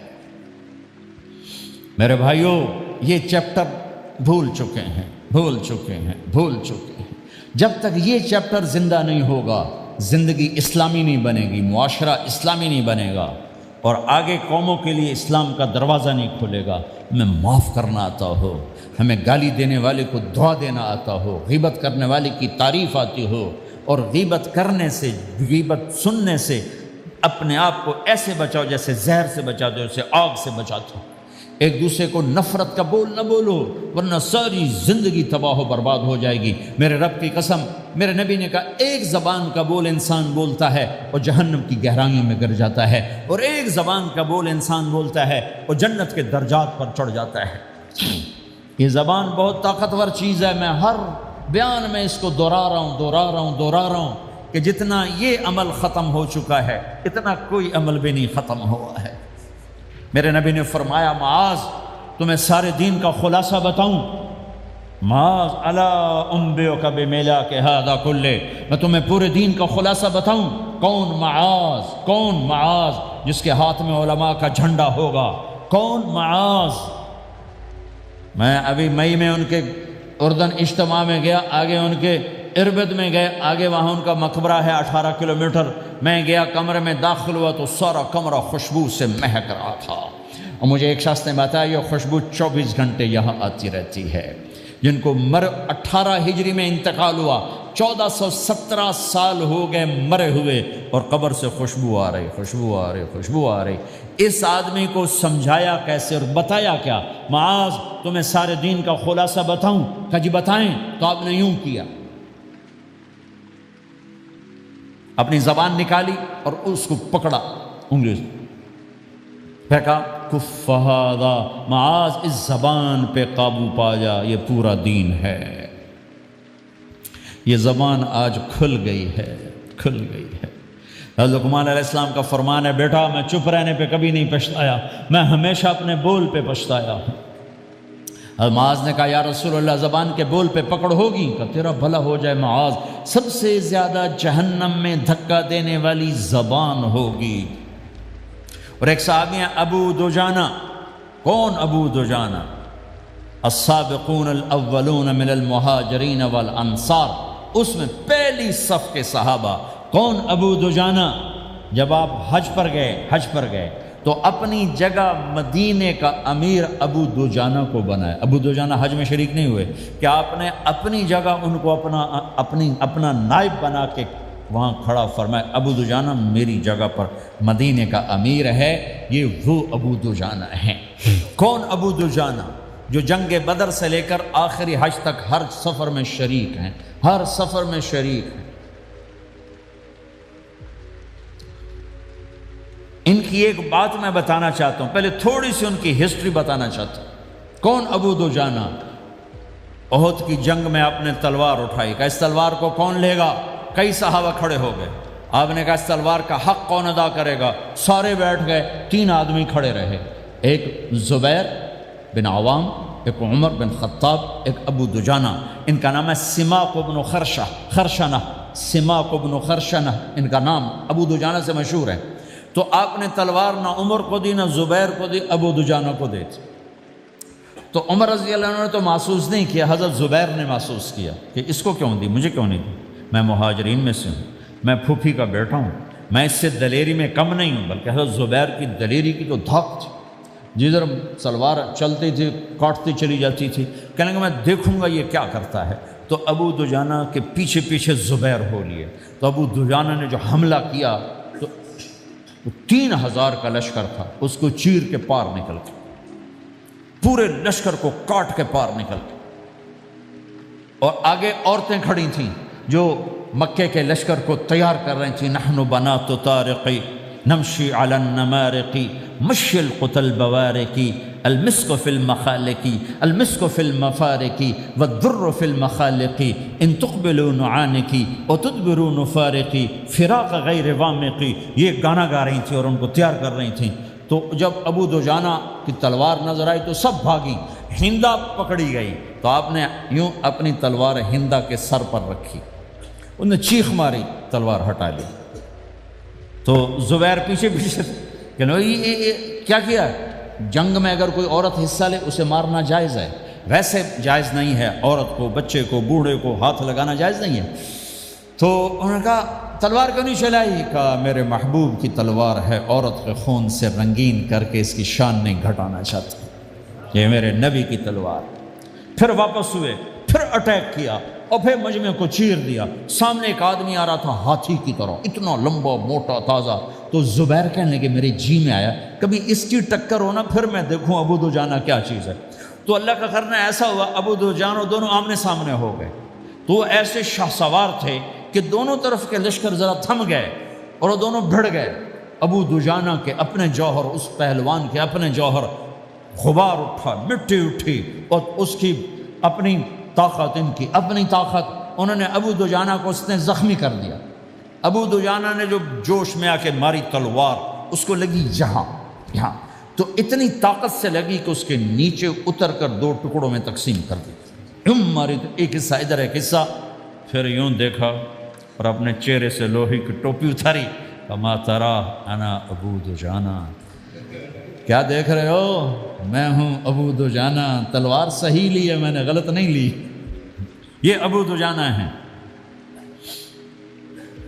اور جب شکست ہو گئی احد کی جنگ میں، اور پھر 10-12 آدمی نے آپ کو گھیرے میں لیا ہوا تھا، ان میں ایک ابو بکر تھے، عمر تھے، علی تھے، طلحہ تھے، زبیر تھے، سعد بن ابی وقاص تھے، اور سہل بن حنیف تھے، عبادہ قتادہ بن نعمان تھے، اور ابو دجانہ تھے رضی اللہ تعالی عنہم۔ ان میں سے ایک ابو دجانہ بھی تھے۔ اور یمامہ کی جنگ میں ابو دجانہ شہید ہوئے، یمامہ کی جنگ میں شہید ہوئے۔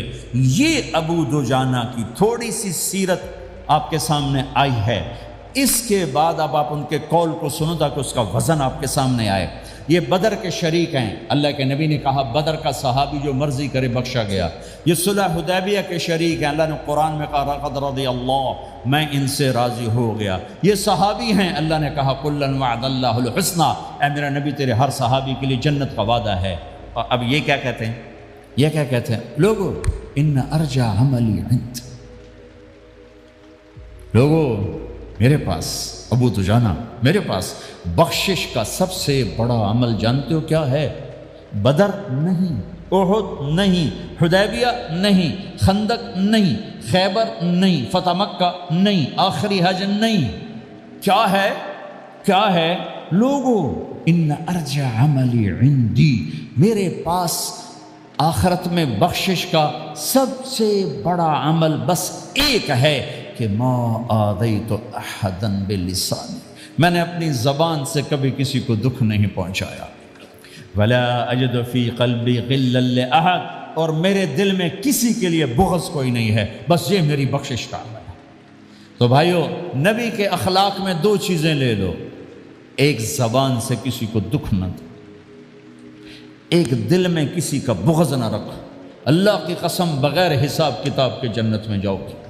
بڑے بڑے جنید بغدادی اور بڑے بڑے معرفت والے تمہیں دیکھتے رہ جائیں گے، تمہاری رفتار اتنی تیز ہوگی کہ تمہیں وہی پکڑ سکے گا جس کا یہ دو عمل تم سے زیادہ اچھا ہوگا۔ جس روڈ پہ رش ہوتا آپ وہاں سے گاڑی ہٹا لیتے ہو، ادھر نہیں، ادھر رش ہے، وہ سائن وغیرہ آپ کو آ جاتے ہیں کہ بھائی ادھر بلاک ہے، ادھر نہیں جانا، ادھر جانا ہے۔ تو جہاں روڈ پہ رش ہوتا ہے تو قیمتی سے قیمتی گاڑی کی رفتار بھی آہستہ ہو جاتی ہے، اور جہاں روڈ خالی ہوتا ہے تو پرانی گاڑی بھی بھاگے جا رہی ہوتی ہے۔ ہمارے یہاں پرانی گاڑی ہوتی ہے نا، پرانی بسوں کے پیچھے لکھا ہوتا ہے نہ انجن کی خوبی نہ ڈرائیور کا کمال، خدا کے سہارے چلی جا رہی ہے۔ اور جس کے پاس ایسی گاڑی ہو، نہ انجن کی خوبی نہ ڈرائیور کا کمال، تو اگر اس کو روڈ خالی مل جائے تو وہ تو مرسیڈیز والے سے پہلے پہنچے گا، رینج روور والے سے پہلے پہنچے گا، بینٹلی والے سے پہلے پہنچے گا، رولز رائس والے سے پہلے پہنچے گا، جو وہ تو پھنسی کھڑی اور اس کا روڈ ہی خالی ہے۔ تو میرے بھائیوں، یہ میں ایک مثال دیتا ہوں، عبادات کی روڈ پہ بہت رش ہے، نمازی بے شمار ہیں، روزے دار بے شمار ہیں، عمرے والے بے شمار ہیں، حج والے بے شمار ہیں، اور تہجد گزار بے شمار ہیں، علماء بے شمار ہیں، حافظ بے شمار ہیں، ذکر والے بے شمار ہیں، بہت رش ہے، تبلیغ والے بے شمار ہیں، لیکن جو اخلاق والا روڈ ہے نا، یہ خالی پڑا ہے۔ اس پہ موٹر زوکی پہ چڑھ کے آ جاؤ تو سب سے آگے نکل جاؤ، سائیکل پہ چڑھ کے آ جاؤ تو سب سے آگے نکل جاؤ، کہ روڈ ہی خالی ہے۔ اخلاق کا روڈ خالی ہے۔ غصے کو پینا، دکھ دینے والے کے سامنے، درد دینے والے کو خوشیاں دینا، گالی دینے والے کو دعا دینا، کرو تو صحیح۔ میرے رب کی قسم، اس میں وہ لذت ہے، وہ لذت ہے کہ ساری دنیا کی لذتیں تمہیں بھول جائیں گی اگر یہ لذت تمہیں مل گئی۔ پی جا ایام کی تلخی کو بھی ہنس کے ناصر، غم کے سہنے میں بھی قدرت نے مزہ رکھا ہے۔ اپنے لہو کے گھونٹ پی، زخم پہ زخم کھا کے جی، آہ نہ کر لبوں کو سی، عشق ہے دل لگی نہیں، سینے پہ تیر کھائے جا، آگے قدم بڑھائے جا، یعنی زبان حال سے کہہ دے کہ ہاں ستائے جا۔ آج اخلاق کوئی نہیں ہے، میں تو روتا پھرتا ہوں۔ تبلیغ میں نکلو نکلو نکلو، خانقاہوں میں ذکر ذکر ذکر، اور مدرسوں میں فقہ فقہ فقہ۔ کوئی تو اس سبق کو بھی، یا اور بھی دکھ ہیں زمانے میں محبت کے سوا، راحتیں اور بھی ہیں وصل کی راحت کے سوا۔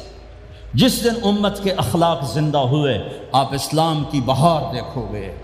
اگر اپنے گھر میں خوشیاں لانا چاہتے ہو تو اللہ کی قسم بڑے گھر سے نہیں آئے گی، کوئی 5 لاکھ پاؤنڈ کی گاڑی سے خوشی نہیں آئے گی، کوئی بہت بڑا عالی شان بنگلہ بنانے سے خوشی نہیں آئے گی، تمہارے اخلاق سے گھر میں خوشی آئے گی۔ اگر بیوی کا سلوک تمہارے ساتھ اچھا ہے، تمہارا سلوک بیوی کے ساتھ اچھا ہے، اس گھر میں خوشی ہے۔ بیوی کا بول بدتمیز ہو تو خامند کی زندگی برباد، خامند کا بول بدتمیز ہو تو بیوی کی زندگی برباد۔ اولاد بد اخلاق ہو تو ماں باپ کی زندگی برباد، ماں باپ میں سختی ہو تو اولاد کی زندگی برباد، بھائی بھائی میں بول میں سختی ہو تو بھائی کی زندگی برباد، بہن بھائیوں میں سختی ہو تو بہن بھائی کی زندگی برباد، نیبر کے ساتھ سختی ہو تو نیبر کی زندگی برباد۔ میرے نبی نے فرمایا ما آمن بی من بات شبعان و جارہ جاع، وہ میرے اوپر ایمان لایا ہی نہیں جو خود پیٹ بھر کے کھائے اور پڑوسی بھوکا ہو۔ واللہ لا یؤمن، واللہ لا یؤمن، واللہ لا یؤمن، 3 دفعہ اللہ کی قسم ایمان والا نہیں، اللہ کی قسم ایمان والا نہیں، اللہ کی قسم ایمان والا نہیں۔ کون یا رسول اللہ؟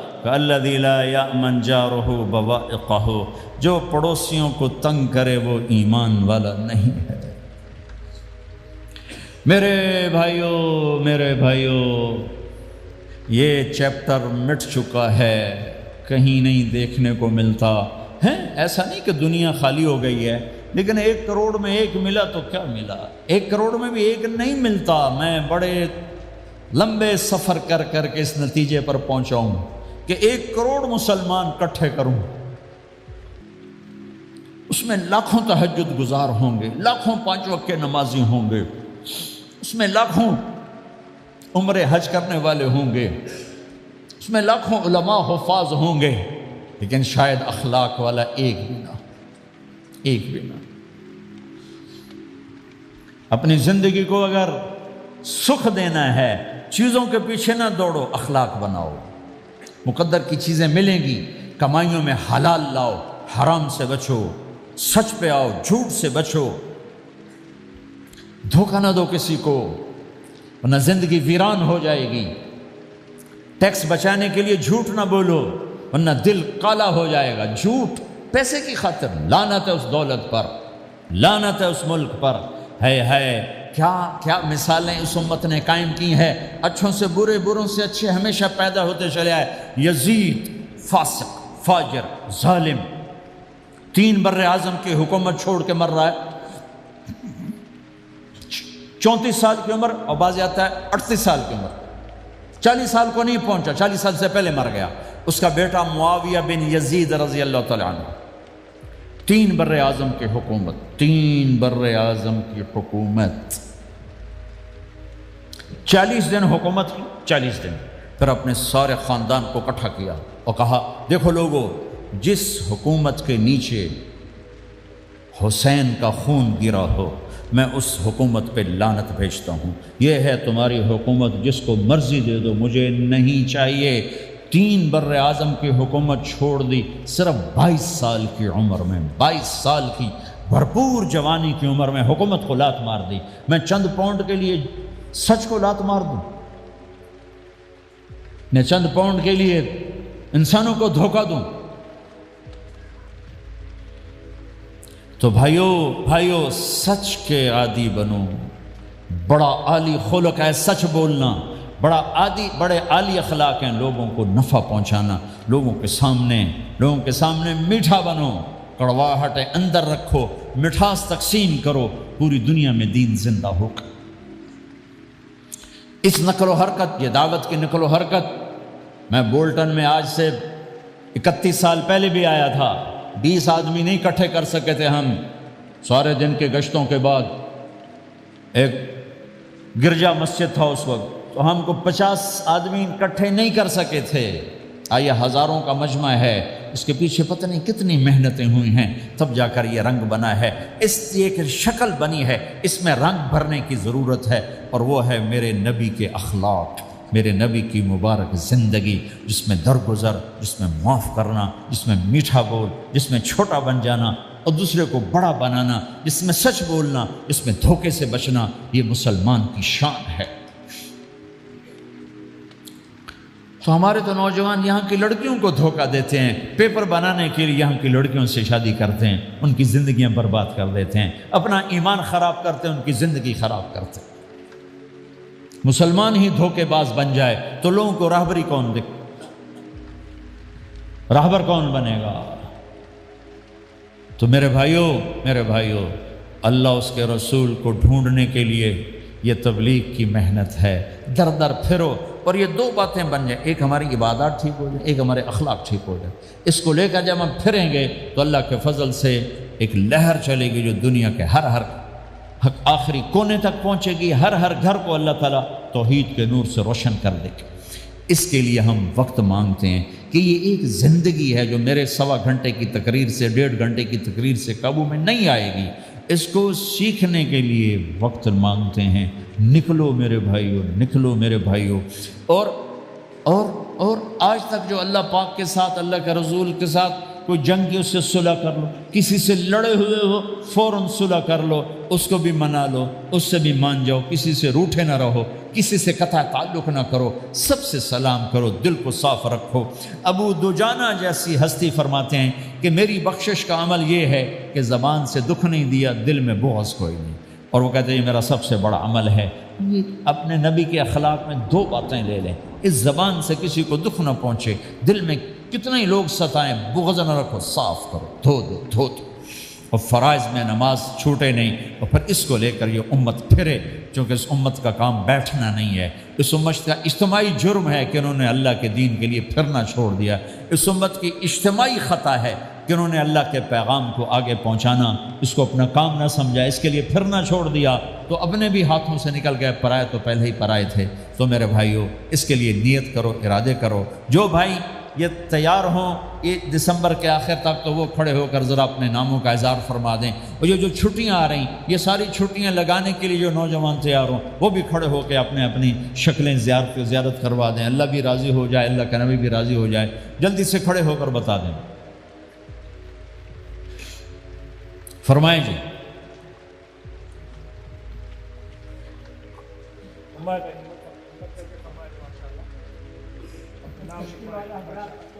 بولو بھائی، یہ چھٹیاں تو ماشاءاللہ ہوتی ہیں، اس میں نوجوانوں کو نکلنا چاہیے۔ اکثر نوجوان بیٹھے ہیں، اٹھو بھائی۔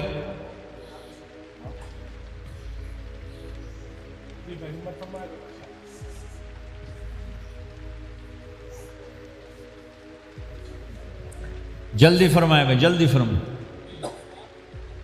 ایسے نہیں ہوگا، پہلے 4 مہینے دینا پھر سنو گا۔ بیٹھ جاؤ، یہاں سوال نہیں کیا جاتا۔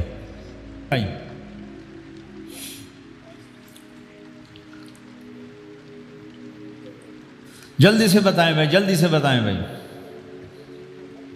ان چھٹیوں میں کون نکلے گا اللہ کے راستے میں؟ ان چھٹیوں میں جو نوجوان تیار ہوں کھڑے ہو جائیں، ان چھٹیوں میں جو تیار ہیں چھٹیاں لگانے کے وہ کھڑے ہو جائیں۔ چھٹیاں اللہ کے راستے میں۔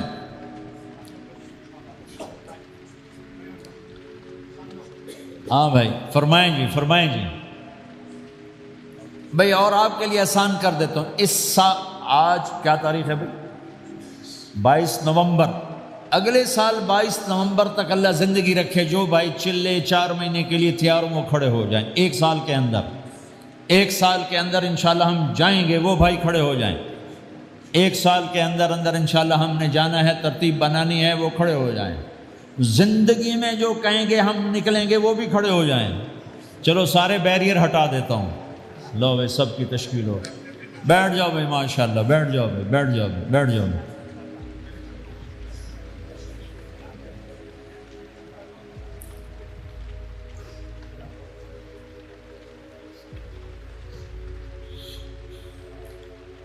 میں بیٹھ جائیں، میں دعا کرتے ہیں۔ دعا سے پہلے تھوڑی سی بات کرنا چاہتا ہوں، سن لیں پھر انشاءاللہ دعا کرتے ہیں۔ مسلمان کی زندگی چلتے پھرتے دعوت ہے، مسلمان کی زندگی چلتی پھرتی دعوت ہے۔ اگر اسلام ہماری زندگی میں ہو، عبادات ایسی چیزیں جو نظر نہیں آتی، اخلاق ایسے چیزیں جو چھپ نہیں سکتی۔ اخلاق ایک ایسی صفت ہے جس کو آپ چھپا نہیں سکتے، بد اخلاقی ایسی برائی ہے جس کو آپ چھپا نہیں سکتے۔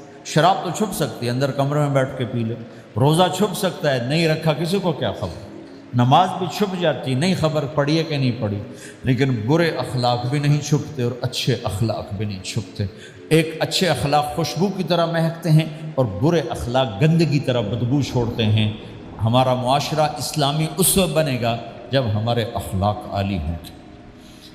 تو یہ نقل و حرکت اس کو طاقت پہنچائے گی. یہ گھر بیٹھنے سے چیز نہیں آئے گی بھائی, پھرنا پڑے گا, دھکے کھانے پڑیں گے. لیکن ان دھکوں میں بھی اللہ نے بڑی لذت رکھی ہے, بہت عجب نشہ ہے اس کا. جنید جمشید مجھے پہلی دفعہ ملا 97, جب وہ بہت بڑا اس وقت تھا, وہ لیجنڈ گلوکار. تو اس نے مجھ سے کہا کہ مولانا جس گلیمر کو پاکستانی نوجوان خوابوں میں دیکھتے ہیں وہ گلیمر مجھے فزیکلی حاصل ہے, لیکن میرے اندر اندھیرا ہے, روشنی نہیں, خالی ہے. کیوں؟ اوہ. میں نے کہا تمہارے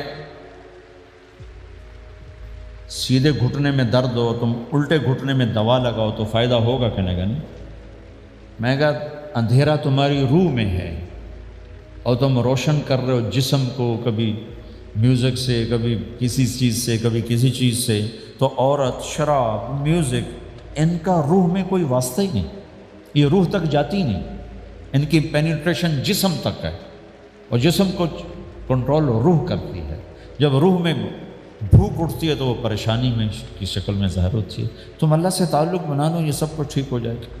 پھر جب ہم نے 3 چیلے شروع کیے تو اس کا مجھے فون آیا. ہمارا ایک شہر ہے چھوٹا سا, زلزلے میں ختم ہو گیا تھا, بالا کوٹ. تو اس کا مجھے وہاں سے فون آیا کہ مولانا میں ایک پرانی مسجد میں ایک پھٹی ہوئی چٹائی پر لیٹا ہوا ہوں, اور جس سکون کو میں 5 سٹارز ہوٹل میں دیکھتا تھا, ڈھونڈتا تھا, وہ آج مجھے یہاں مل چکا ہے. اور مجھے یوں لگتا ہے میں ہوا میں اڑ جاؤں.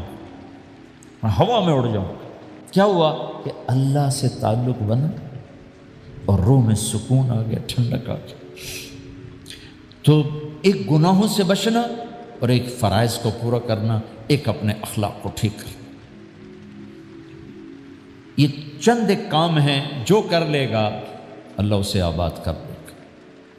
جہاں ہو نماز نہ چھوٹے, رمضان آ جائے روزے نہ چھوٹے, زکوٰۃ فرض ہو جائے خوشی سے ادا کریں, اپنی کمائیوں کو حلال پہ لائیں, غلط کاغذات سے, غلط پیپر سے, غلط ہیرا پھیری سے پیسہ نہ بنائیں. یہ پیسہ تباہی کے سوا کچھ نہیں لاتا. اپنی حلال کمائی کرو, کہ میرے نبی کا فرمان ہے جو صبح سے شام تک حلال کمانے میں تھکتا ہے اس کے اس دن کے سارے گناہ معاف ہو جاتے. سعد بن معاذ بیٹھے تھے, ان کے ہاتھوں پر اللہ کے نبی کی نظر پڑی تو ہاتھ بڑے سخت تھے. تو آپ نے کہا سعد تیرے ہاتھ اتنے سخت کیوں ہیں؟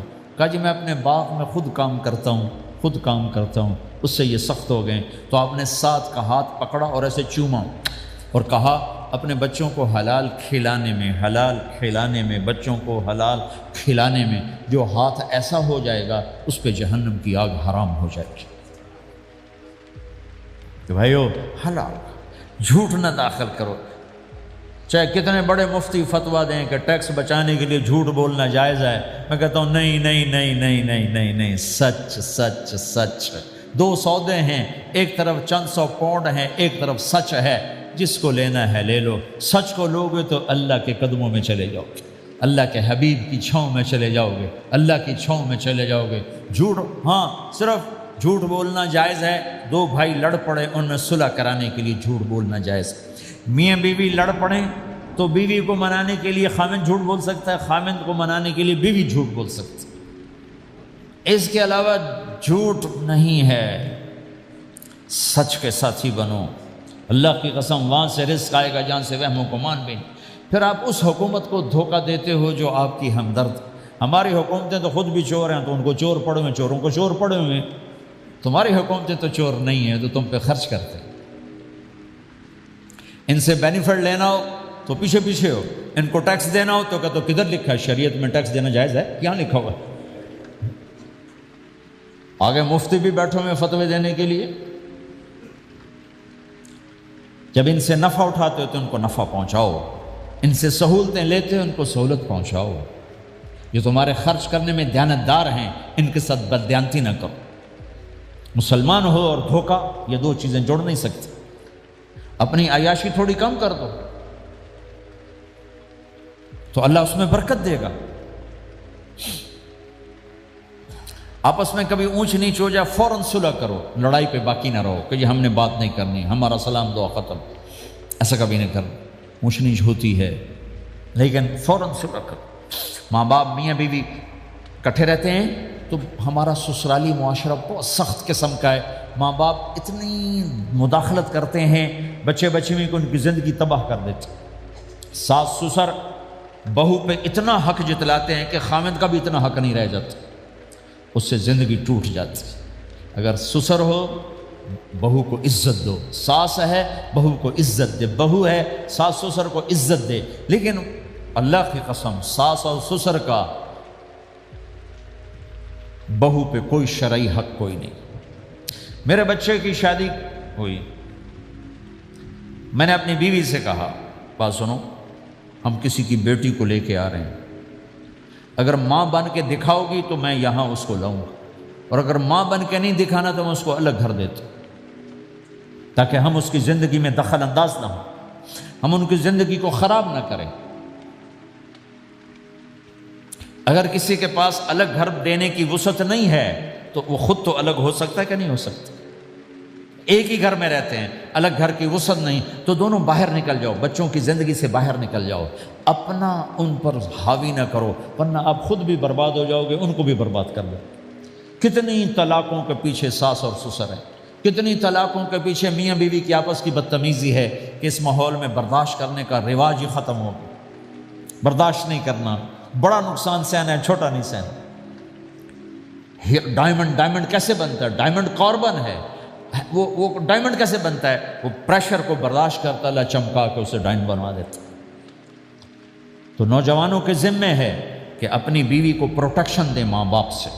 ماں باپ زیادتی کریں سامنے آ جائیں، ہاتھ جوڑیں، پاؤں پکڑیں، بدتمیز نہ ہوں کہ ابا جی میں آپ کا حکم، اب مجھے اس کہیں کیا کرنا ہے، اماں جی اب مجھے فرمائیں میں کیا کرنا ہے، میرے ذمے ہے، اس کے ذمے نہیں ہے.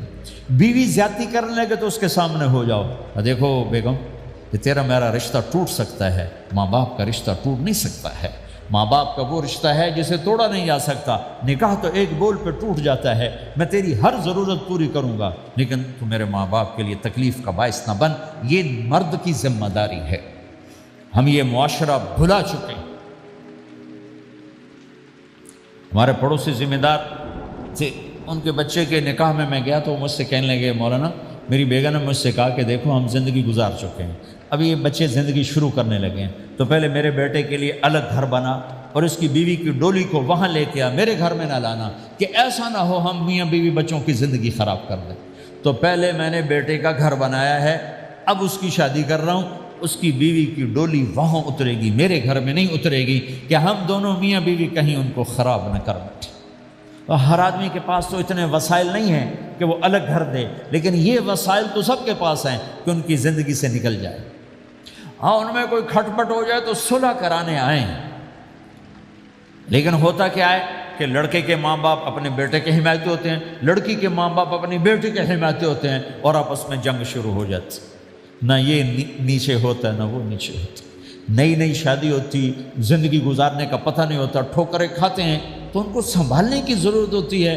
لیکن ہوتا کیا ہے کہ ماں باپ اپنے بیٹے کے کان میں نہ بیوی کی شکایتیں لگاتے رہے، یہ کرتی ہے یہ کرتی ہے یہ کرتی ہے، اور وہ بچی کو اس کے ماں باپ کہتے رہے یہ کرتے ہیں یہ کرتے ہیں یہ کرتے ہیں. زبان پر ٹیپ لگا لو تو آپ کی زندگی روشن ہو جائے، آپ کا جیون خوبصورت ہو جائے. اور کبھی اونچ نیچ ہو جائے تو معافی مانگو، فوراً معافی مانگو. میاں بیوی لڑ پڑیں اور پھر صلح کر لیں تو اللہ کو یہ عمل اتنا پسند ہے کہ ان کی صلح پر پچھلے سارے گناہ ان کے معاف کر دیتے. قرآن کی ایک آیت اتری ہی میاں بیوی کی لڑائی پر تھی. ایک خامد اپنی بیوی پہ بڑے ناراض ہو، مسجد میں بیٹھے انہوں نے نیت کی گھر جاؤں گا اور بیوی کی ٹھکائی کروں گا. یہ انہوں نے نیت کی، مسجد میں بیٹھے نیت کی گھر جاؤں گا میں ان چنگا لتر پھیرنا ہے. میرے اللہ تو آسمان زمین اللہ کے لیے تو سب برابر ہے دیکھنا. تو اللہ پاک نے اسی وقت قرآن اتارا، اسی وقت یا ایھا الذین آمنوا ان من ازواجکم و اولادکم عدوا لکم فاحذروہم. اے ایمان والو، بیوی بچے اولاد، عدوکم نہیں کہا، عدوا لکم، بیچ میں لام لائے ہیں یہ بتانے کے لیے کہ عدو اصلی معنی میں نہیں ہے، یہ اس معنی میں ہے کہ اے ایمان والو تمہارا بیوی بچوں کے ساتھ ٹھائیا ہو سکتا ہے، کھٹ پٹ ہو سکتی ہے، جھگڑا چھوٹا موٹا ہو سکتا ہے، کیا کرنا ہے؟ فاحذروہم، اس سے بچنا ہے، بڑھانا نہیں، بچنا ہے۔ کیسے بچنا ہے؟ ان تعفو، اس جھگڑے کو بڑھانا نہیں، مٹانا ہے، وتصفحوا، اس کا اثر دل سے مٹانا ہے، وتغفروا، پھر دوسرے کو معاف کرنا ہے۔ یہ تین کام میاں بیوی کرو، اگلا میں کروں گا، فإن اللہ غفور الرحیم، تمہارے پچھلے میں سارے معاف کر دوں۔ تو اگر اس مجمع میں کوئی بیوی سے لڑا بیٹھا ہے تو جاتے جا کے صلح کر، کوئی ماں باپ سے لڑا بیٹھا ہے تو جاتے جا کے صلح کر، کوئی ماں باپ بچوں سے ناراض ہیں جا کے خود مان جائیں۔ اس ماحول میں بچوں کو پیار سے لے کے چلنے کی ضرورت ہے۔ میرے نبی کی زندگی محبت کا شاہکار ہے، ساری زندگی کسی کو ڈانٹا نہیں، ساری زندگی کسی کو ڈانٹا نہیں، اپنی وجہ سے، اپنی وجہ، کسی کا ہاتھ نہیں اٹھایا، اپنی وجہ سے۔ حسن انس فرماتے میں نے 10 سال اللہ کے نبی کی خدمت کی، ایک دفعہ نہیں کہا یہ کیوں کیا، ایک دفعہ نہیں کہا یہ کیوں نہیں کیا۔ تو بھائیو یہ خوبصورت زندگی ہے۔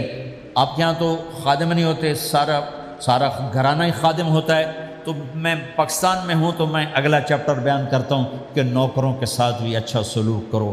وہ یہاں ہے ہی نہیں، تجھے آپ پہ ہی بانڈے مانجنے، آپ پہ ہی ٹوائلٹ صاف کرنا ہے، آپ پہ ہی گڈی صاف کرنی، ڈرائیور بھی آپ پہ تھے، مالک بھی آپ پہ، پٹرول بھی آپ پہ پاؤ بھائی، چنگا انگلینڈ ہے، پٹرول بھی آپ پہ پاؤ، ہوا بھی آپ پہ بھرو۔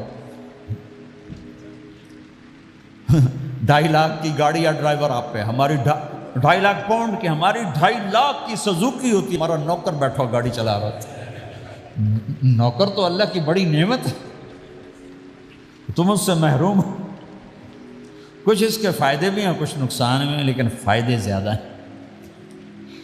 ہمارے بچے اتنے سست ہو جاتے ہیں کہ پانی کا گلاس کہو تو اٹھ کے ہی نہیں دیتے، وہ آگے نوکر کو بلاتے۔ میری اپنی میرے ابا جی مجھے کوئی کام کہتے، پتر جا میں نا انہوں صد کیا، تو میں باہر جا ابا جی آگے انہوں صد کیا، میں خود نہیں جاتا، ایسی سستی پڑ جاتی۔ یعنی تمہیں اپنی حماقت بتا رہا ہوں۔ سردی میں لیٹا ہوا تھا تو میری رضائی گر گئی، تو میں نے باہر سے نوکر بلایا، میں کہا بشیرہ او جی اور آمینا رضائی میرے اتے پا، تو اپنا سنا رہا ہوں۔ لیکن آپ جہاں جاب کرتے ہیں، جہاں جاب کرتے ہیں وہاں دیانتداری سے جاب کرو، دھوکہ نہ ہو، فریب نہ ہو، فراڈ نہ ہو۔ آپ بھی کہیں ملازم تو ہیں، کہیں کام کر رہے ہیں، کوئی آپ کی دکان پہ کام کر رہا ہے، گھروں میں کام کرنے والے، دکانوں پہ کام کرنے والے تو ہیں۔ اور جن لوگوں کے پاس پیپر نہیں ہوتے ان کو اتنے تھوڑے پیسے دیتے ہیں کہ وہ بیچارے روٹی بھی نہ کھا سکتے، کہ بھائی یہ لینے چونکہ ان کو پتہ ہے کہ بیچارہ پھنسا ہوا ہے اور کہیں نہیں جا سکتا ہے۔ تو ایسا نہ کرو، یہ ظلم نہ کرو۔ اول تو ایسے لوگ رکھو نہیں، تمہارے لیے قانوناً اس کی گنجائش کوئی نہیں، لیکن اگر کوئی اس طرح رکھتا ہے تو پھر یہ ظلم نہ کرے کہ 100 کی بجائے 10 پاؤنڈ دے رہا ہو، بھائی لینے تو لے لو، اس کو پتہ ہے اس بیچارے نے کہیں نہیں جانا۔ ایسے ظالم نہ بنو۔ وہ ہمارے یہاں کرائسس چل رہا ہے بہت زیادہ، تو جو بیچارہ پھنس جاتا ہے نا، تو اپنی پراپرٹی بیچنے پر آتا ہے تو اس کی 1 کروڑ کی پراپرٹی کے 20 لاکھ لگاتے ہیں۔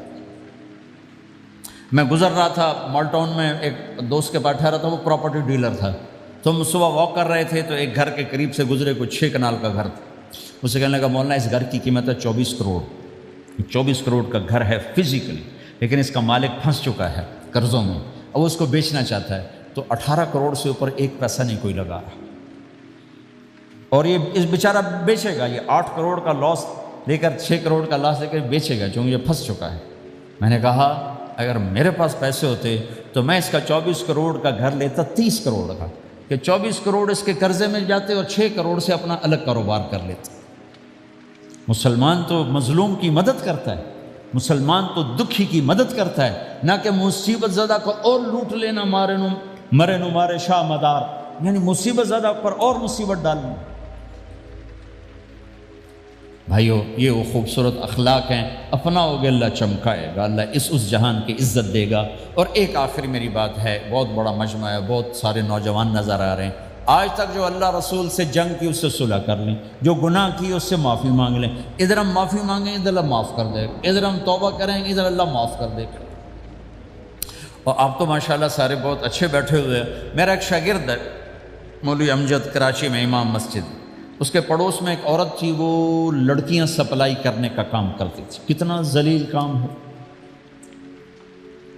اور سال ہا سال سے اس کے بیٹے سے اس میرے شاگرد نے دوستی لگائی اور میرے بیان کی کیسٹ دے دی کہ بھائی یہ سن لینا، میرے استاد جی کی کیسٹ۔ اس نے گھر میں جا کے لگا لی، اس کی ماں چلتے پھرتے کانوں میں آواز پڑ رہی ہے۔ آخر وہ آ کے بیٹھ گئے، کہنے لگی سنا، مجھے بھی سنا۔ تو اس نے سارا سنا، پھر کہا دوبارہ سنا، پھر سنا، کہا دوبارہ سنا، پھر سنا۔ تو کہنے لگی یہ کون ہے؟ کہا پتہ نہیں کون ہے۔ تمہیں کس نے دی؟ کہا یہ امام مسجد نے۔ تو بچے کا ہاتھ پکڑا اور آ گئی دروازے پر۔ اس لوگ تراویح پڑھ کے باہر نکل رہے تھے، کہنے لگے میں نے امام صاحب سے ملنا ہے۔ وہ آ گئے، کہا جی یہ کیسٹ آپ نے دی؟ کہا جی۔ یہ کون ہے؟ کہا میرے استاد ہیں۔ کیا نام ہے؟ طارق جمیل۔ اچھا، انہوں نے توبہ کی بڑی بات بتائی ہے، تمہیں پتہ ہے نا میرا کیا کام ہے؟ کہ میری توبہ قبول ہو سکتی ہے؟ کہا کیوں نہیں اماں جی، ہو سکتی۔ کہا ٹھیک ہے، پھر میں اللہ کو گواہ بناتی ہوں میری توبہ۔ اور اس نے مسجد میں آنا شروع کر دیا تراویح میں، 5واں روزہ ہے، اور دعا مانگتی ہے اللہ اگر میری توبہ قبول ہے تو مجھے اپنے پاس بلا لے، یا اللہ اگر میری توبہ قبول ہے تو مجھے اپنے پاس بلا لے۔ 29ویں روزے سجدے کی حالت میں اللہ نے اٹھا لی۔ ساری زندگی کام کیا؟ لڑکیوں کی سپلائی، اتنا بدترین کام، اور موت آئی رابعہ بصری جیسی۔ یہ ہے توبہ کا کمال، کہ اللہ کی رحمت سے کبھی نا امید نہیں ہونا چاہیے۔ اللہ کوئی تھانے دار نہیں ہے کہ اس نے چھتر پھیرنا ہے۔ اللہ کریم ہے، مہربان ہے، ہمارا دوست ہے، ہمارا رب ہے۔ تو جب کبھی خطا ہو فوراً توبہ کرو، فوراً توبہ کرو، انشاءاللہ ایک دن آئے گا کہ اللہ ہمیں اپنی توبہ پہ پکا کر دے گا۔ تو یہ نیت تو کرو سارے جتنے بیٹھے ہو، بوڑھے جوان، کہ پچھلے پر ہم توبہ کرتے ہیں۔ کرتے ہو نیت؟ کہو یا اللہ میری توبہ، پھر کہو یا اللہ میری توبہ، پھر کہو یا اللہ میری توبہ۔ اگر یہ آپ نے سچے دل سے کہا ہے تو آپ کو مبارک ہو، آپ کے سب گناہ معاف ہو گئے، سارے معاف ہو گئے۔ حقوق باقی ہیں، علماء سے پوچھ لینا انہوں کی ادائیگی کیسے کرنی ہے، گناہ سارے معاف ہو گئے۔ اور آئندہ اگر کبھی توبہ ٹوٹے تو پھر کر لینا، پھر کر لینا، پھر کر لینا، میرے رب کی رحمت پہ کوئی اثر نہیں پڑتا۔ لن تبلغوا ضری فتضرونی ولن تبلغوا نفعی فتنفعونی، یہ میرے رب کی صفت ہے۔ وہ کہتا میں نفع سے بھی پاک ہوں، نقصان سے بھی پاک ہوں، نہ کوئی مجھے نفع پہنچا سکتا ہے نہ کوئی نقصان پہنچا سکتا ہے۔ تو میرے گناہوں سے اس کو کیا گھاٹا پڑتا ہے؟ مجھے گھاٹا پڑتا ہے۔ لہٰذا جب بھی ہم معافی مانگیں گے وہ خوشی سے معاف کریں گے، جب بھی توبہ کریں گے خوشی سے قبول کریں گے۔ ٹھیک ہے نا؟ سارے نیت کرتے ہو؟ درود شریف پڑھو۔ اللہم لک الحمد کما انت اہلہ وصلی علی محمد کما انت اہلہ وافعل بنا ما انت اہلہ انک اہل التقوی واہل المغفرہ۔ ربنا آتنا فی الدنیا حسنہ وفی الآخرۃ حسنۃ وقنا عذاب النار۔ یا اللہ ہم نے توبہ کی ہے، ہماری توبہ قبول فرما۔ یا اللہ اپنے فضل و کرم سے اس کو پختہ فرما، اپنی محبت دے، اپنے حبیب کی محبت دے، اپنے حبیب کی معرفت دے۔ اس سب نوجوانوں کو قبول فرما، اس پورے شہر میں بسنے والے اہل ایمان کو قبول فرما، اس مسجد مدرسے کو قبول فرما۔ یا اللہ پوری دنیا کے انسانوں کے لیے ہمیں ہدایت کا ذریعہ بنا، ہمیں ہدایت کا ذریعہ بنا، ہمیں ہدایت کا ذریعہ بنا۔ یا اللہ ہم سے راضی ہو جا، ہم سب سے راضی ہو جا۔ جو ہمارے اہل و عیال مر کے تیرے پاس چلے گئے ان کی بخشش فرما دے۔ جب ہمارے جانے کا وقت ہے تو ایمان پہ خاتمہ نصیب فرما۔ یا اللہ ہمیں بیماریوں سے نجات دے، دکھ دردوں سے نجات دے، قرضوں سے پریشانیوں سے نجات دے۔ ہمیں کشادہ زندگی عطا فرما، ہمیں حلال کشادہ رزق عطا فرما، جسمانی ایمانی صحت مقدر فرما۔ ہر قسم کے دکھ درد ہمارے جسم سے چن لے، ہمیں عافیت صحت والی زندگی دے، اپنی اطاعت میں تھکنے والا بدن دے، اور اپنے راستے میں خرچ کرنے والا مال دے، اور آپس میں الفت اور محبت دے، ہمارے اندر کے بغض نکال دے، حسد نکال دے، نفرتیں نکال دے۔ ہم سب سے راضی ہو جا اور ہمیں اپنے سے راضی کر لے۔ وصلی اللہ تعالی النبی الکریم، آمین برحمتک یا